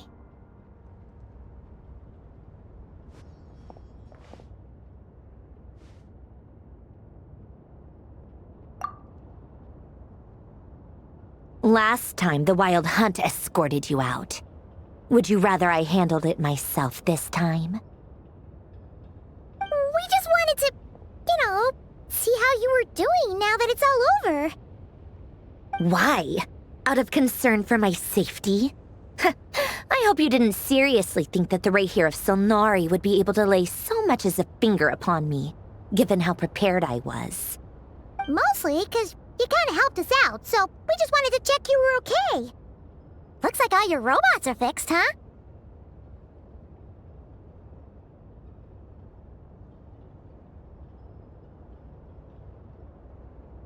Oh, don't you worry about that. Tea time is already a write-off. The visitor before you managed to kill my appetite. If you're in the mood for tea, go ahead and help yourself. Otherwise, it's going to waste. My coasters are still missing in action, though. Use this notebook instead. Whoa! Pretty hefty notebook. Look at all those calculations. You can ignore those. They're just dumb scribblings. I doodle and write in my free time. Sometimes I remember the distant, dreamlike past. Sometimes I imagine the far-flung future. And other times, I grit my teeth and note down all the crazy nonsense going on in the present. Some people do the crosswords in the newspaper. This is my equivalent of that. Trying to predict the future is like daydreaming, and writing about the present just makes me furious. The past is my favorite. If nothing else, it's already set in stone, so I don't have to rack my brains trying to figure it all out. Huh. Although, having said that, the only vaguely interesting memory in my past is probably that guy they call Lord Artificer.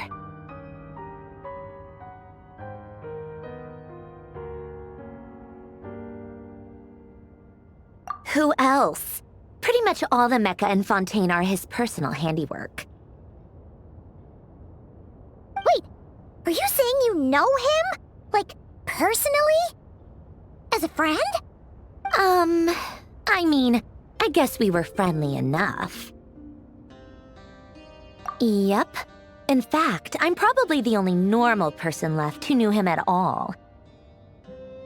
We used to chat occasionally back when he was still around. Before he passed away, he asked me to destroy all his manuscripts. I honored his request, but I did read through everything first before destroying them. I mean, I couldn't let the genius of Lord Artificer Alain Guillotin disappear like that. Would have been such a waste.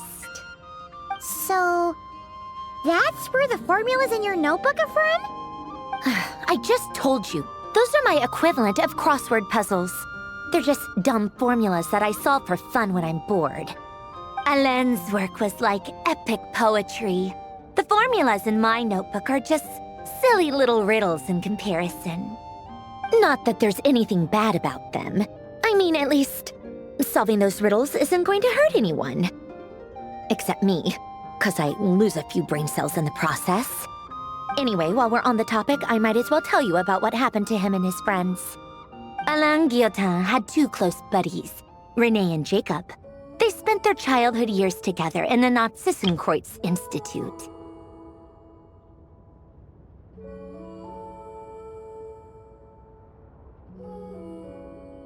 They were all quite competitive, so there was some rivalry between them, but it was a friendly rivalry. But beneath the friendship and the rivalry ran something deeper, a sense of nostalgia for the past. Unfortunately, childhood would end, the prophecy would come true, the apocalypse would arrive, and the future would never be. A mad dream that would normally only capture the minds of lunatics began to take root in their hearts. A dream of saving the world. And if Renee and Alain had been people of lesser wits, that dream would probably have ended up as something for them to joke about in their older years. But alas, they were some of the sharpest minds around. They nurtured that dream with the full power of their intellect, and it grew into something that ate away at their souls. The first of them to fall under its spell was Renee. Against Alain's wishes, he persisted in experimenting on a mutual friend of theirs to try and save their life. Alain did not approve and parted ways with Renee. It's complicated. Alain wanted to believe that Renee only did what he did for the sake of their friendship. But when he told me about what happened, I could tell he still had some suspicions about Renee's motives. Perhaps the seed that would grow into a nightmare had already sprouted in Renee's mind. Even then, the next time they met, Renee's soul had been completely engulfed by the dream of salvation. His futile attempt to change the tide of fate only resulted in a wave that swallowed up the world, even before the apocalypse came. And although that wave died down eventually, I hear that it just recently came back with a vengeance. As I understand, Renee wanted to live out his dream of salvation once more. But I'm told that the attempted resurgence finally died out for good. At long last, Renee awoke from his deluded dream. Though of course by then it was far too late. What do you think of Renee? Do you admire his transcendent genius? His view that any price was worth paying to achieve the lofty goal of saving the world? Or do you despise him? Dismiss him as an evil madman who wrought havoc on the lives of everyone around him as he pursued his delusional dream? Same difference, really. Just a matter of perspective. Really? I can't tell whether that's because you disapprove of his deeds or because he failed. Or maybe you have some other reason. Renee no longer exists in this world, and the dream he started went on to be realized by someone else.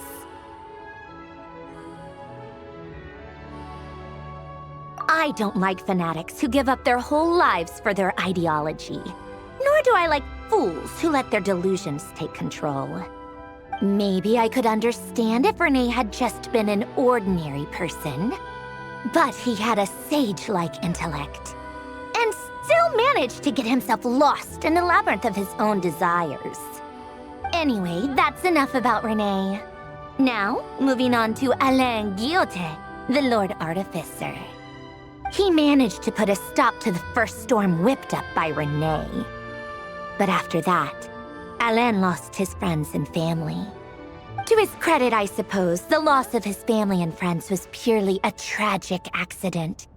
It's not like Alain sacrificed them for his cause or anything. After that, the only thing supporting his work was the same dream that had dragged his closest friend down to the abyss. But although the desire to save Fontaine drove him to found the Fontaine Research Institute, Alain continued to reject any form of transcendental knowledge or power. He was suspicious and fearful of it, having seen the way it had affected his closest friend.